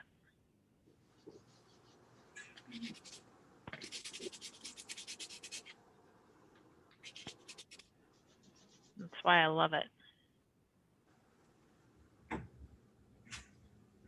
Also, it showcases your underpainting, why it's so important and how it helps. You're on a easel too, right? I'm looking straight down on this thing so the pastel doesn't really brush off. Are you on an easel? I think No. that's down, aren't you, Marie? No, you'll laugh at what it's on. I just took my garbage can and lifted the lid. Yeah. and just propped it up and then put what I work with my pastel, my board. So it's just sitting on the top of my garbage can lid at an angle. But I felt like that would be the easiest to show you. And hopefully, rather than be at the board over here and back and forth. And this webcam I feel like I can come down a little bit closer for you to see. So I hope hopefully you can see it easier. And then all the stuff you're brushing off goes right in the garbage can? Yeah, exactly. That's nice. Yes, exactly. Mine's just moving around on the page.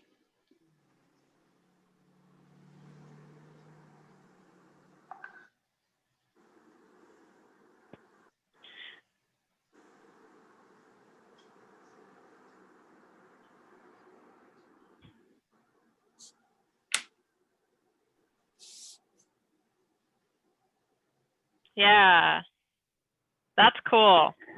Okay, that looks nice, Katie, with the darker color in there. See how it's giving you more depth. And the more you work those lines, the lights and the darks, the more it's going to pop that wave, that foam.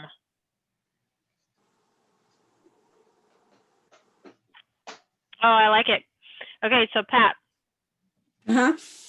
now you can take your finger or whatever you have for blending, and you can kind of just drag it over just lightly, just a little bit down here on the bottom of the water, Okay.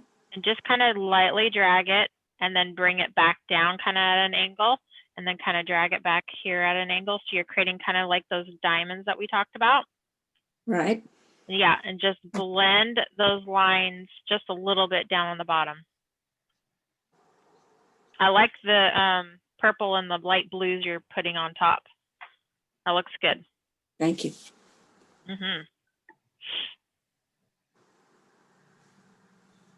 Because really we're reflecting what's in the sky is what we see, right? And it's that blue.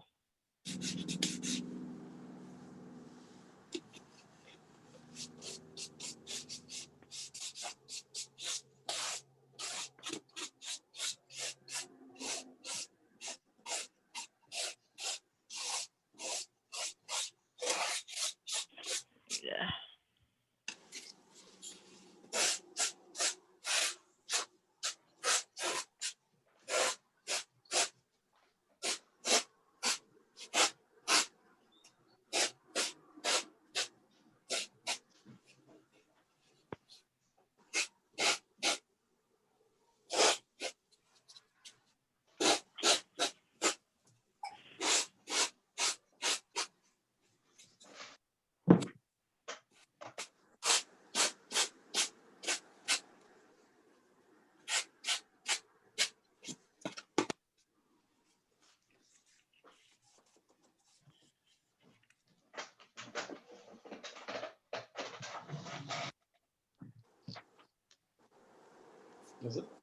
Is it too late to try to put to go darker?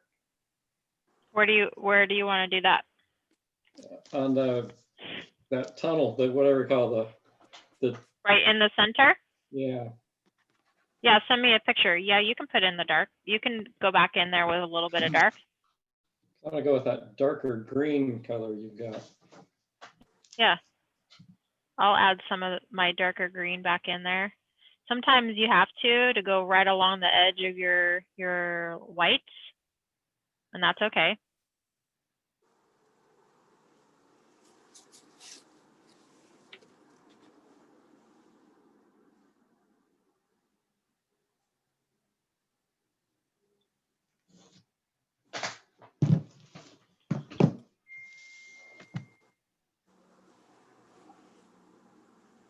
I try not to do too much just because there's something about using just that light layer of your lights on top of that underpainting, you know? Yeah.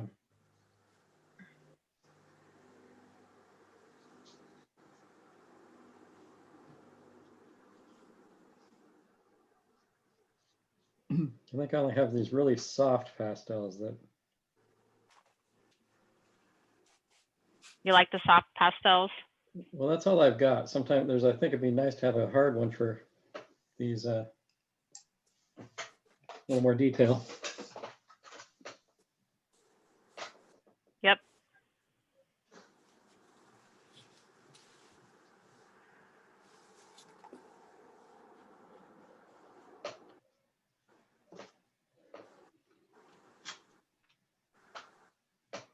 That's one thing when I was in the class, I was like, oh man, I need some more colors.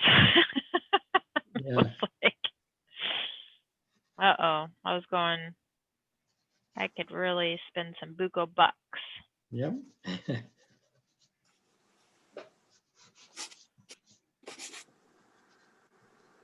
I went ahead and bought more because I know we're doing it again next year. It's a good medium. It will help you with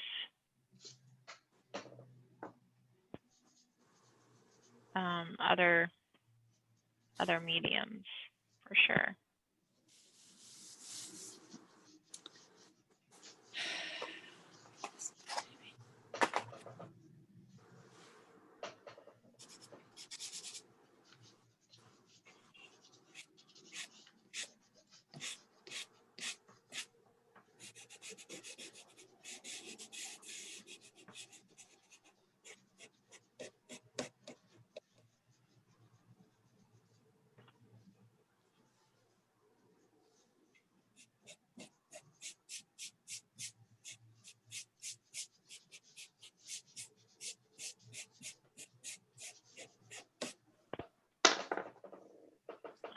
Too light. Vibrant work. I like it. You too, Pat. Thank Hey, you. wow, you guys, that's amazing. I feel like you're each sort of leaning in on the colors you like too, which I think is really lovely. Mm. So I just have I'll to- find what I like. these are Makes beautiful. me want to go to the beach. Really. Nice work, you guys. Oh, that looks great, Joe. I think this is a great way to wind up pastels. Like, I think this is a great way to wind up With a success. Yeah, it's very nuanced. I mean, this is something that it's, I don't know, it's just got a lot of application in a lot of other areas. I feel like there's some specifics here your guys are getting, which will be helpful. I wanted to remind you all that we had discussed and planned on doing, that I was going to do actually watercolor demos for the December. The idea being that you could actually use any medium you wanted to. So I would just introduce you to watercolor, anybody who wants to work with it, but that it always starts with a pencil drawing. So you can do pastels, you can do pencil, you can do charcoal, you can do whatever you want on these subjects. But that for those who want to, I have a lot of people in this group who want it, not necessarily here, but people who want, who have requested pastels, so watercolor. So I thought we would do watercolor for the month of December. Is that still okay with everyone? Sounds Yeah. good to me. Yeah. Yeah, I need the watercolor is definitely a challenge. You want to practice the most, right? Yeah. Practice with. So yeah, I thought, but you don't have to do watercolor. You can totally do pastels. You can totally do pencil and paper. You can do, Yeah. you can actually use, this group has now gone through every medium. So you can use any medium you want. It's funny, my other groups who I just took through a month of pastels who have not done painting training yet, I'm making them continue with pastels, because if I introduce watercolor now, I think it'll completely confuse them when they go to acrylic oil. I think pastel is a better transition, but for you guys, you all know it already. So that was my plan. And I do have a watercolor supply list up on the website. So if you need to, if you want to get those, and it's pretty inexpensive. So if you want to follow along, you're welcome. And if you just want to do your own thing, you're also welcome. Unless Yeah, I there- think that's great. yeah. That's all my grandma painted was watercolors, and man, that was hard. It's a very specific medium, and it is kind of counterintuitive to the way we learn all the others, except for ink. Mm. But I like it because it kind of forces you to practice mixing. Like that looks beautiful, Marie. Really beautiful. Thank you. This is fun. I love it.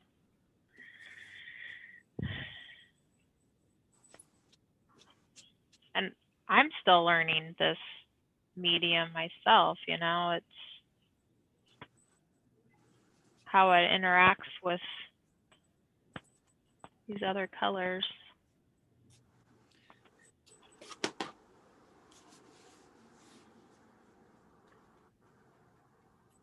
How are you guys doing? Do you need a break to stand up? That's cute. Look, I'm about as far as I can go. It's just I'm just, and it's not done. Let me see. That's where it always ends up. I know the feeling, yeah. So it's So like, show Marie and she'll tell you the next step. Or I will. But Yeah. that's a good place to send it over.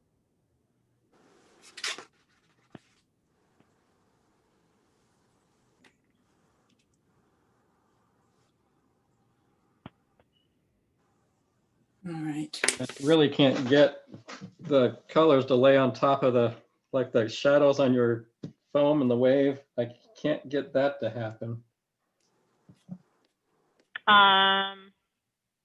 Did you send it? Not yet. Here.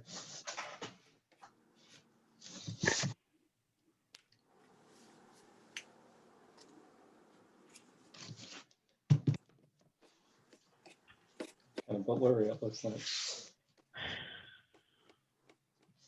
I don't know. You mean on the left-hand side?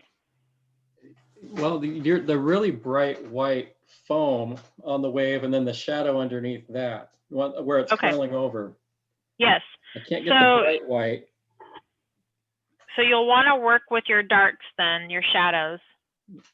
And so you need to come in with maybe like a darker blue in the shadow area and then run it up against the edge of that white. And you're going to, you know, remember going back against your edges. Yeah. So I'll take a picture and show you what I'm talking about. And I'm trying to do that. I guess I don't have a good dark. I got a really light blue, and then everything else goes really dark after that. So too dark, I think. Well, you can even take what you used for your underpainting of the dark crest of the wave and put it, just lightly glaze it. And I circled the area that I'm talking about. But okay. So right in that area, take some of that underpainting color and just lightly go over it and just kind of work it where you're just kind of coming up. And can you see where my finger is? Yeah. And you're just taking that color and you're just going to kind of just lightly right along the edge, just lightly, to where you see a little bit of a definition. Okay.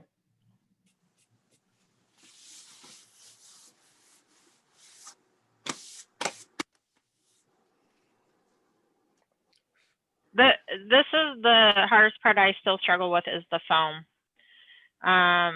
Because you're trying to make it look real, it's moving, it's also reflecting. So you've got different colors of the foam, you know, and it's, oh,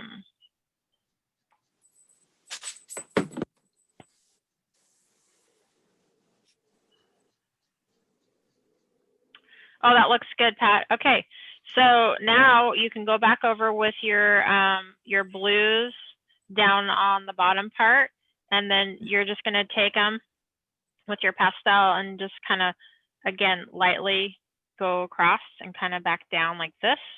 Am I putting the brightness back in? Is that what I'm doing? A little bit, and use maybe two colors, your we're down on the water, like your blues, if you got some lavender. I do have some, I have some very light lavender. Okay, yeah. And just think about how the foam moves, how the water moves. Sometimes your line is going to be a little bit fatter and sometimes it's going to be a little bit thinner, right? Okay, okay. So if we look at that picture and we zoom in at the bottom, you can see the streams, the bands. Sometimes you have a thicker band, and sometimes it's thinner. The picture we did, let's see if I can find it in the other class the other night. I think it had that.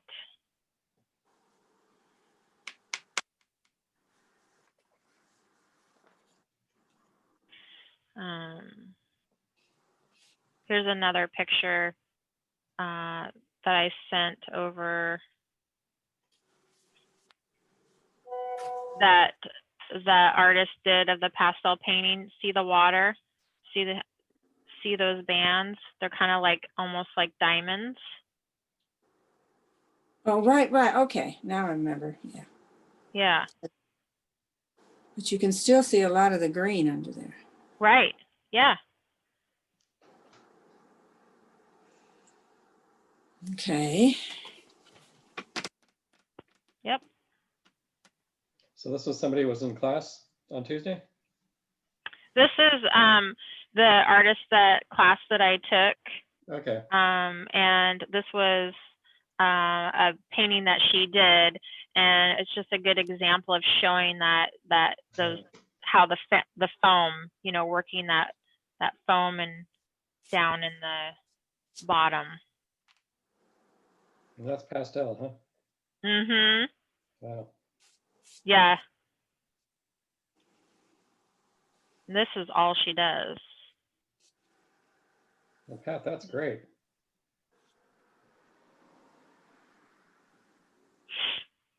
Yep.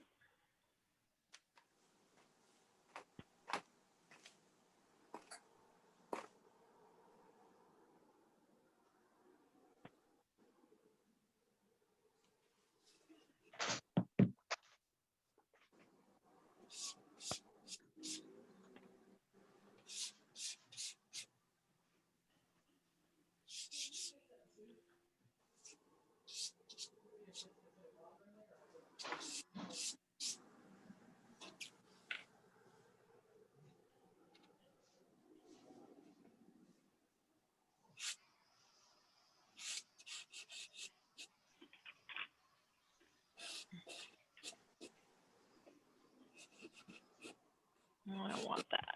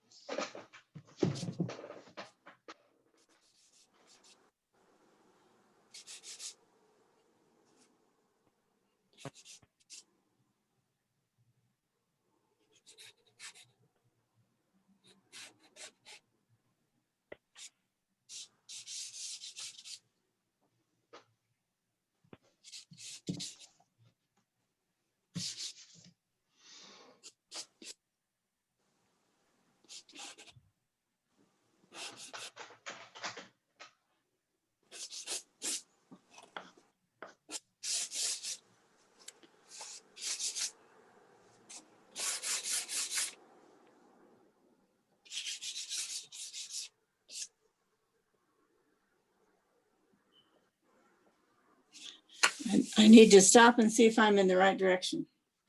Okay. Okay.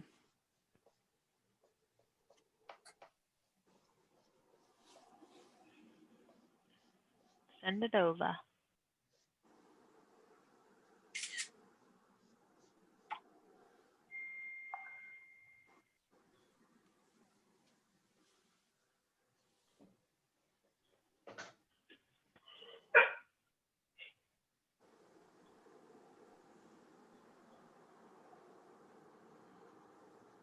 Yeah.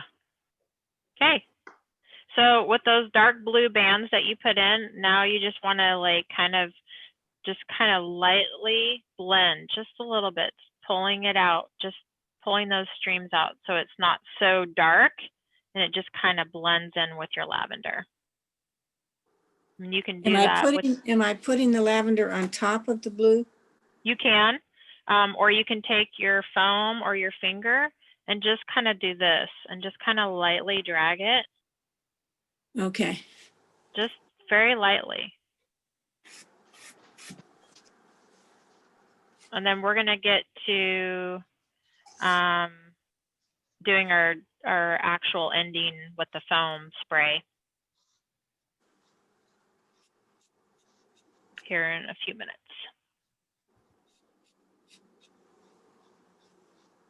Did that work, Joe? Yeah, actually, yes, that helped quite a bit. It did? Okay. I suppose I could probably work on that the rest of the day, but I hear you. I mean, that's always a question. When are we done? yeah. And I guess not having a really good pure white makes it still a little bit harder to.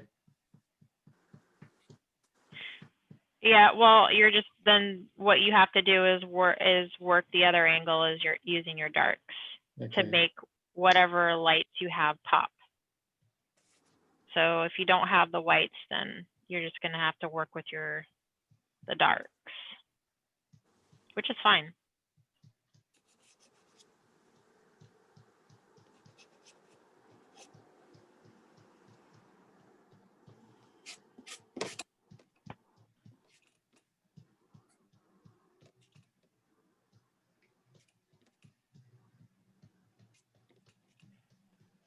It blended quite a bit on the top of the wave, the white part.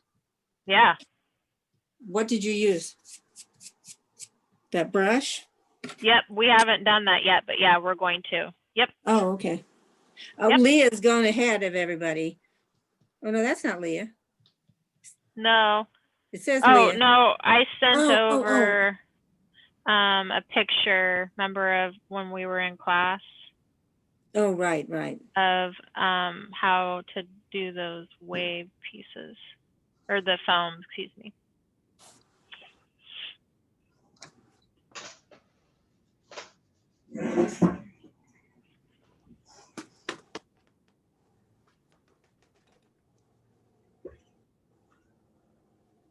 Which we will be about ready to do.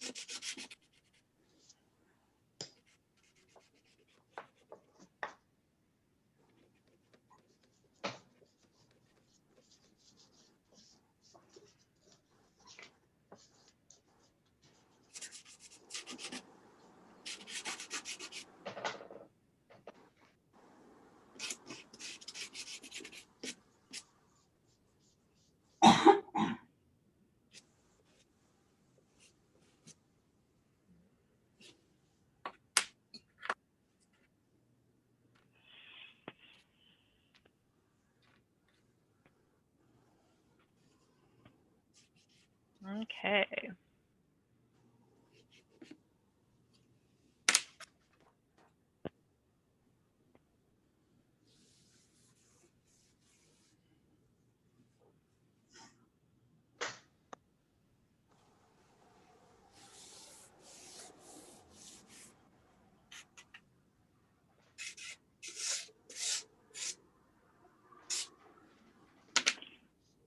We about ready to do our spray?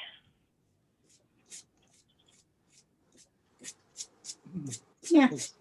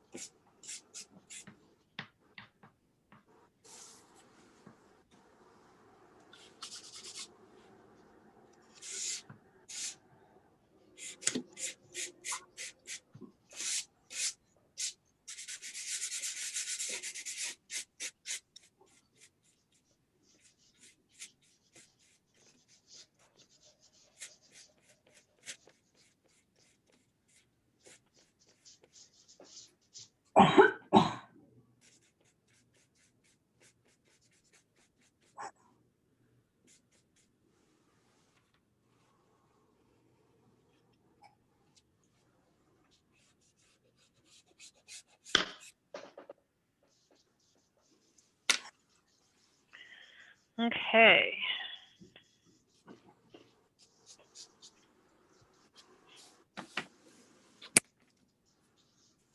So what we want to do is, if you have an old toothbrush like this,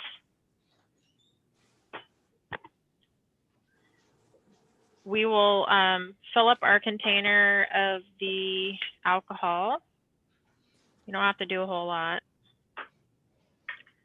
And essentially take your white pastel, just a piece like this, and we're going to take our toothbrush and we're going to dip it into the rubbing alcohol. And we're just going to rub that block of alcohol with our toothbrush. And we're just going to rub it back and forth, and we're just essentially charging it with the pigment of that pastel. As soon as you start seeing little dots on your fingers, you're getting pretty close to it being ready to use. And then once it's on there, you're going to take your brush and you're just going to pull down to flick it for the foam of the wave. Now, I will cover my painting in some parts just because I don't want to have it go everywhere. But when you're looking at the picture, you can see that a lot of that foam is kind of up here. So you're just going to kind of flick it, and I'll just put the spray.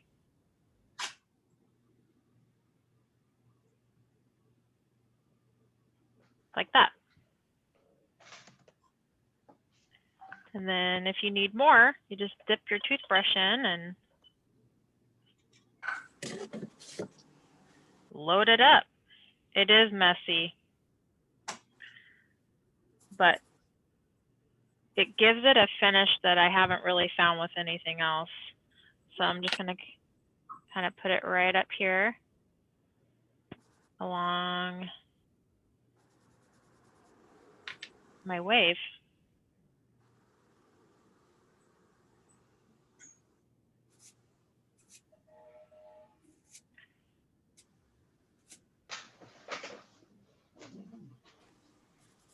Just like that. Isn't that cool? I love it.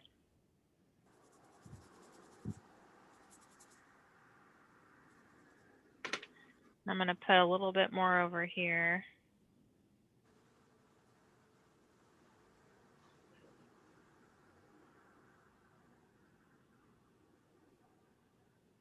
Just right along here.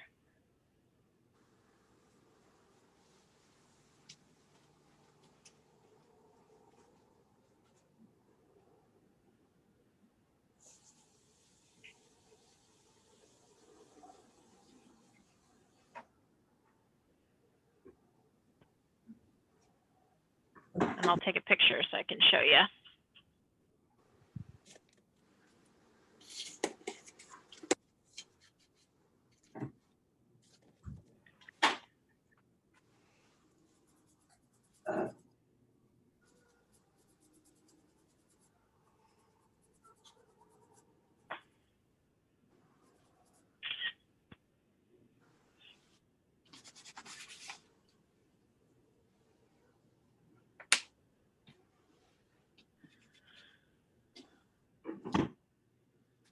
then you can take it and just put it right along the edge of your wave too. And I also use the edge of this white to kind of put some more, I kind of press on the edge of it, and oops, don't want that piece on there.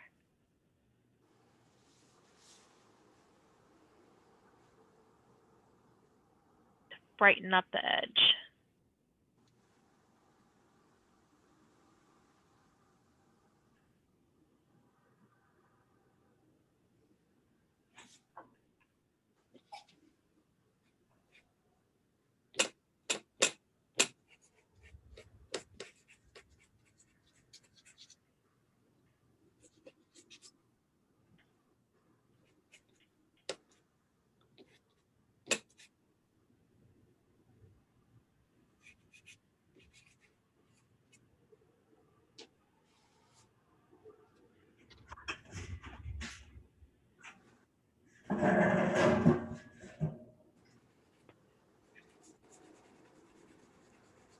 Just like that.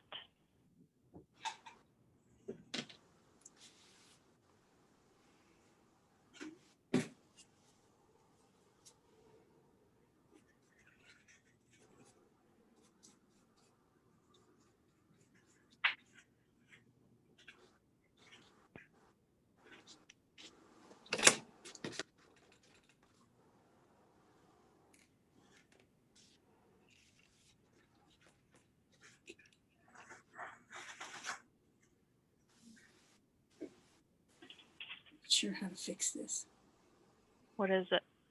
Well, I don't know what happened, but my foam is not white. It's like purple.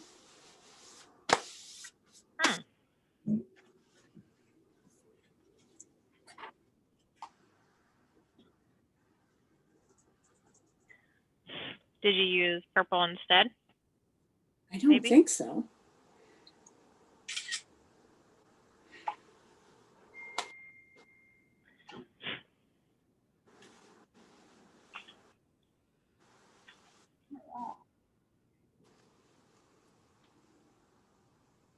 Could I just wait until later when it's completely dry and redo it Oh yeah, with yeah. white over it? Okay. Mhm. Actually, that'd be pretty cool. It'd Really? be like your yeah, it'd be your shadow behind it. Oh, okay. Yeah, yeah. Just you got some pink foam. I know.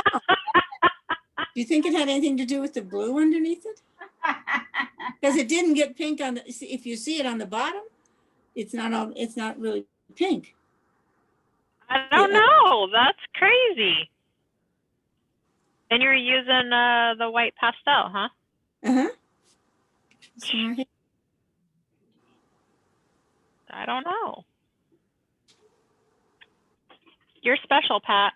I'm special, that's it. You are. That's it. You got it. That's funny. I like it though.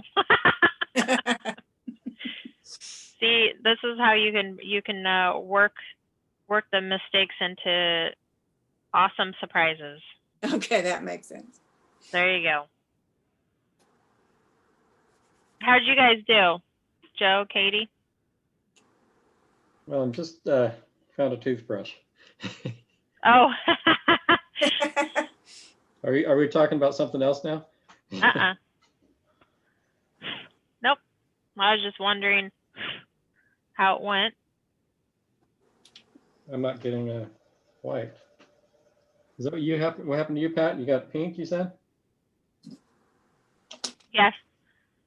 She got pink. It's my signature wave. It is. I like it.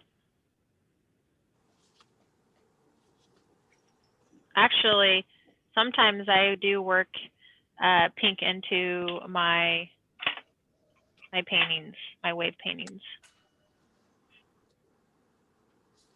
I don't want that. It's not that far off that purple. Yep. And maybe there's a little of that purple on my brush. Oh, maybe.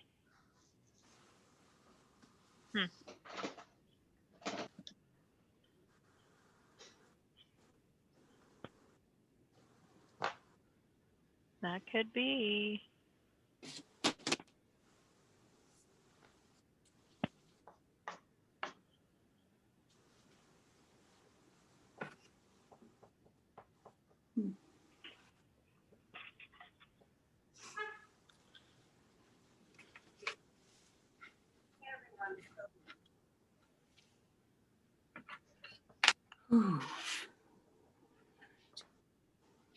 Yeah, I know.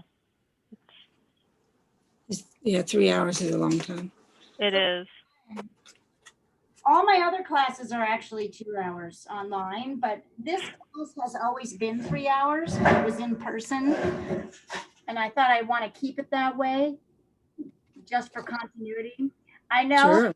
no, it's not the same. I was thinking about you. I was thinking there are a couple students that I feel miss in person a lot. And I think partly for you, Joe, it was a way to get out on your bike on Sunday. Yeah, And now when you're like, I get it. Anna, I think it was the same. She's 50. You know what? She's very energetic, that girl. Also, Yeah. she's about to have a baby. So she has, Does she She's have a having a baby? baby? she's having a baby. Aw. They have already had it. She was looking pretty close to popping the last picture I saw. But I could see that when she was trying to do this in class, it just wasn't as fun for her. And the other person was David. I just think it wasn't the same Mhm. experience for them. Like you built it in this certain way. Whereas I think for people like Pat and Marie, who had to drive so far, Yeah, relief. And we wouldn't even have Katie and Elizabeth here. right. It wasn't for the online session. So for you guys, you don't know any different. But for, I can see for you, it would be tricky to figure out how to fit it in the Yeah, I keep thinking I was going to get new back routine. into it, but I, I don't know. Like last week, I actually did start to sign up, but I couldn't get logged in, and it pretty much shuts you out right at 12. It does. So You know, I- if you're having that problem, Joe, just jump in using the same class link and you can register for a different class. Like okay. if you're having problems, don't let that stop you. Yeah, okay. That's good to know. Yeah.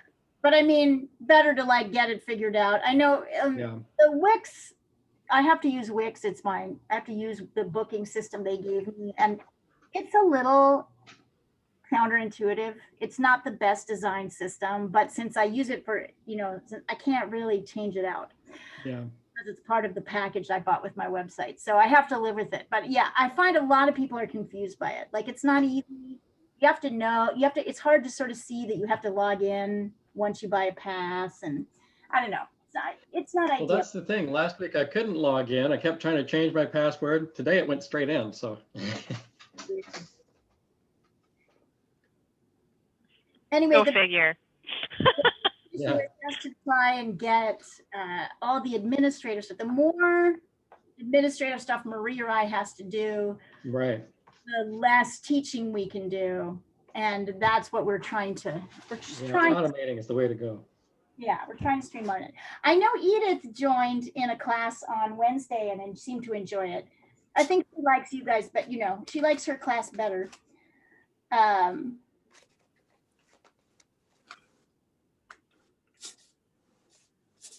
Well, so far, my best experience has been with watercolor, so I've been, So we're moving into what you'll be wanting to do, watercolor. yeah. But the thing is you got to do it more often than I'm doing it. Well, And- I'm teaching watercolor for all December for this group, so. all right. Yeah, Go back that's into good. it. We'll go back, totally optional, of course, and we'll go back into it for everyone in April and May. So we'll do a month of watercolor, then we'll do acrylic. And then those who want to jump to oil in February can jump to oil for February and March. I'll probably have Marie jump in and do a couple oil painting lessons then. And then April and May, it's all watercolor all the time. So. This is the first year we've gone through, this will be the first year we will have gone through an entire year with that curriculum. So Yeah. I'm excited by it. And everybody will be on, all the classes will be on it in some, the same thing, some very, so.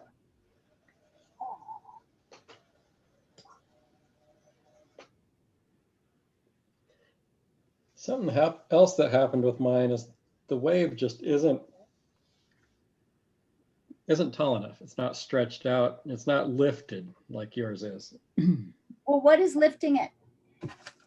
That shadow, So work the well, it's shadow. actually like the wave is 1/3 of the page. Mine is about 1/3 of the page, but for some reason it just looks like it's standing up.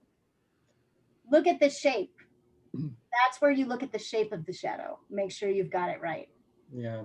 You've got your shape of your shadow right. So look at your, relook at your darks and look at the shape of that shadow and add in darks where you need to kind of reshape it. Let's see. I got too much stuff on it now.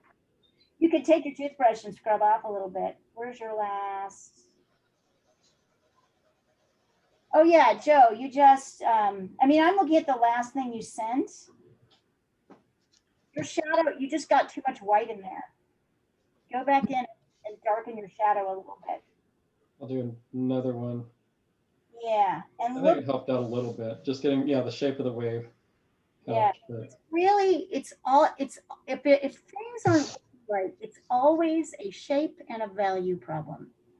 Always. You haven't got your values right, and then your biggest shapes we don't have correct. So that's where it's worth going back to review as you're kind of doing your final stuff. But where is it that my values aren't working?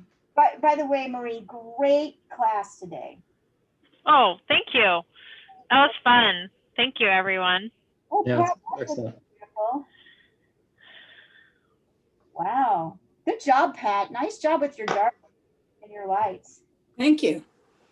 Where's Katie's latest one?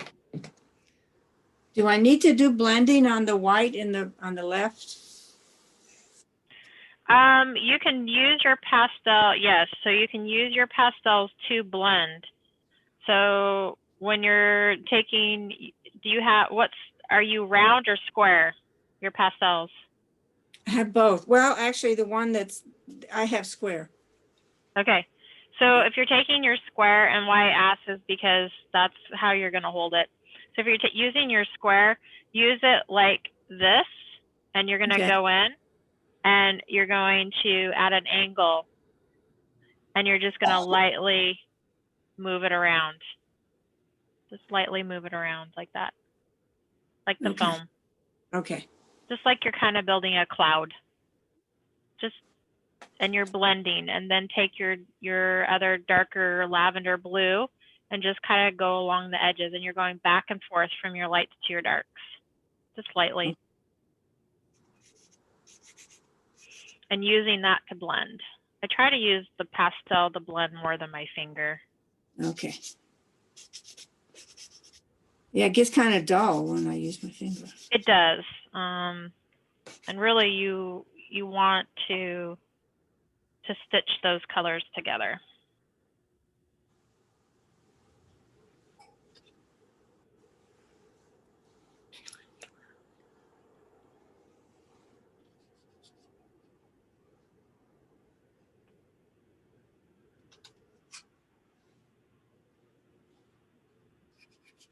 That looks good, Joe. Yeah, that looks better with your darker colors, but yeah, keep adding more dark into it. And yours turned green, and you're not using any green, right? On the shadow part? Yeah, on that tube. Right here? Actually, on the dark part. Right here? Yeah. Yeah, I did. I used these two colors. They're like a blue-green. Okay. I also used this color too. And I'll have them all three together so you can see the change in value. Okay. Although they kind of look the same from the Zoom screen here, but yeah, Well, I thought I, the darker one's on the right. Yeah, And the medium is on the left, right? yeah, and here. You can't. I may lose you here. I'm on the last 5% of battery power. Pat, If I do, goodbye. Yeah.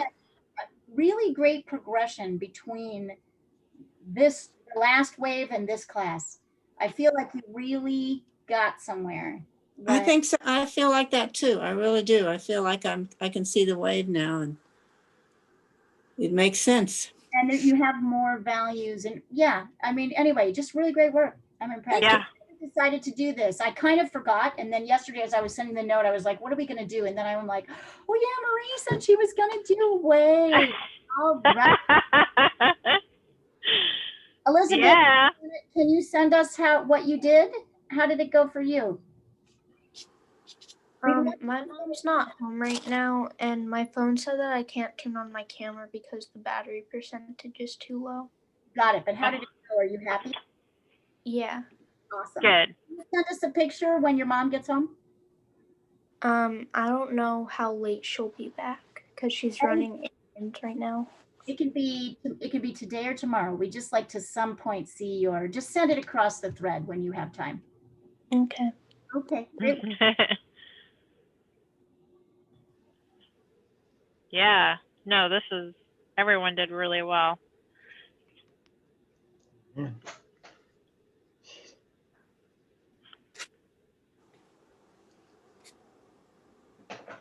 It's amazing how many colors are in a wave, right? Yes. I think that was what was surprising to me is how many colors to make that wave look right.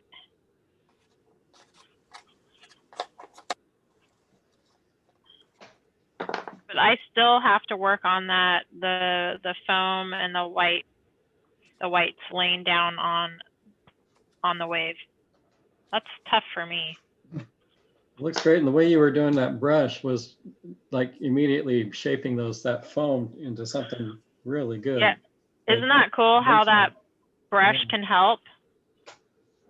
Yeah. I use that and the fan brush, and I mean, I can just kind of dig in here and just scrape away foam holes. Can I show you guys a potential subject for next week? Yeah. One of my students in India went up to the coffee plantations in the south of the country, and she took these beautiful pictures of coffee beans, and they're red. Oh. And yeah, they're red and green, and I thought they would feel, this one. Here, I'm going to send it over. I thought they would feel very festive. I don't know if you can see that. I just sent them forward. We're going to definitely do them in her class, but I just look at these. Aren't they pretty? Whew. Coffee beans. I like The watercolor? festive. Yeah, I thought we might try this in watercolor. Yeah. Yeah, I like that. Looks Or good. whatever. Like you can do it in pastel, you can do it in whatever you want to do. You can do it in black and white if you wanted to. All right, we'll do that next week. I'm writing that down so I don't forget it. Because I forget everything now. So, So do I. bring it. Yep. Isn't that pretty? This is Rashmi's photo. Pat, you know her from your dealings with her online. Who? Rashmi. Oh, yeah. This is Rashmi H's work. It's really hard not to fall in love with Rashmi H. It really is. It really She is. works for Reuters in Bangalore, and she is absolutely, she's got an incredibly vivid inner life, I would say, which came out in her work during October, but she's also just a total sweetheart, like really, really sweet. Super like lovely, always has nice things to say to everybody, and she's darling. She's a really darling. So when she sends me something, I pay attention. The energy's really good always. And so she, where did she take these pictures at? In there are coffee plantations in India. I didn't know Wow. that. South. It's a big country, so, and it's bigger than it feels like. So there's a lot of variation in their landscape, more than you know. Yeah, and so she was out visiting that. She was there on vacation. In fact, she took a class from the hotel room. And then she sent out pictures later. I said, send out pictures of the coffee beans, and they were so pretty. I was like, these are amazing. Oh my God. I like them because they're festive without being specifically Christmas holiday. You know, they're kind of like nice red and green this time of year. Feels very festive without being so overtly cheesy. Holly berries. Wow. Well, I think it's beautiful. This recording will be available to anybody who wants it. Just drop me an email and I'll send you a link. All right. Katie, I want to see what you got. Let's see what you got. I'm kind of, now I've looked at everybody else's. Yeah, I stopped maybe like 35 minutes ago and started working on something else, but I'll send you what I have. Show us what you got. Show us both of the things. Yeah. Yeah. I want to see what you're working on. Ooh, nice, Joe. Nice, much better. Yeah, it came. better. Yes. Yep. Much better. Pay attention to shape and value, right? Always. Yeah. Shape and value. When you lose that, you lose all of the everything. We lose the direction. Really, it's when we lose our darks. That's when we lose our way. Oh, the wave is beautiful, Joe. Yeah. All the colors. Stunning. Oh, wow. That's nice, Katie. Oh, I like that little green edge you have on your horizon where the Mm-hmm. meets the sky. Oh, and now what she's, aha, That's it. very nice. Oh. Very, very nice. I like those lines. Wow. You're working hard. That's great. Yeah. It is. Hard.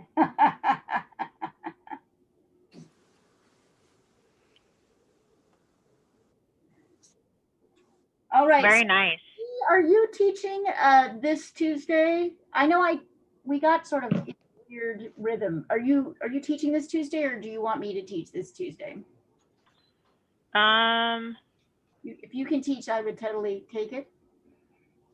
But Yeah, I think I'll have you do this Tuesday because I think they're having us try to work from home now. okay. And so it would be helpful just because we may be having to move our desks and our stuff home. And so I may have to shift some stuff around a little bit, but if not, no big deal. I can. No, I'll do it because you did like two classes in a row. All right, I'll just let people. Oh yeah, no problem. Do some watercolor subject on Tuesday. If anybody wants to join in. Yeah. That will make the watercolor people very happy, the contingent very happy. Of course.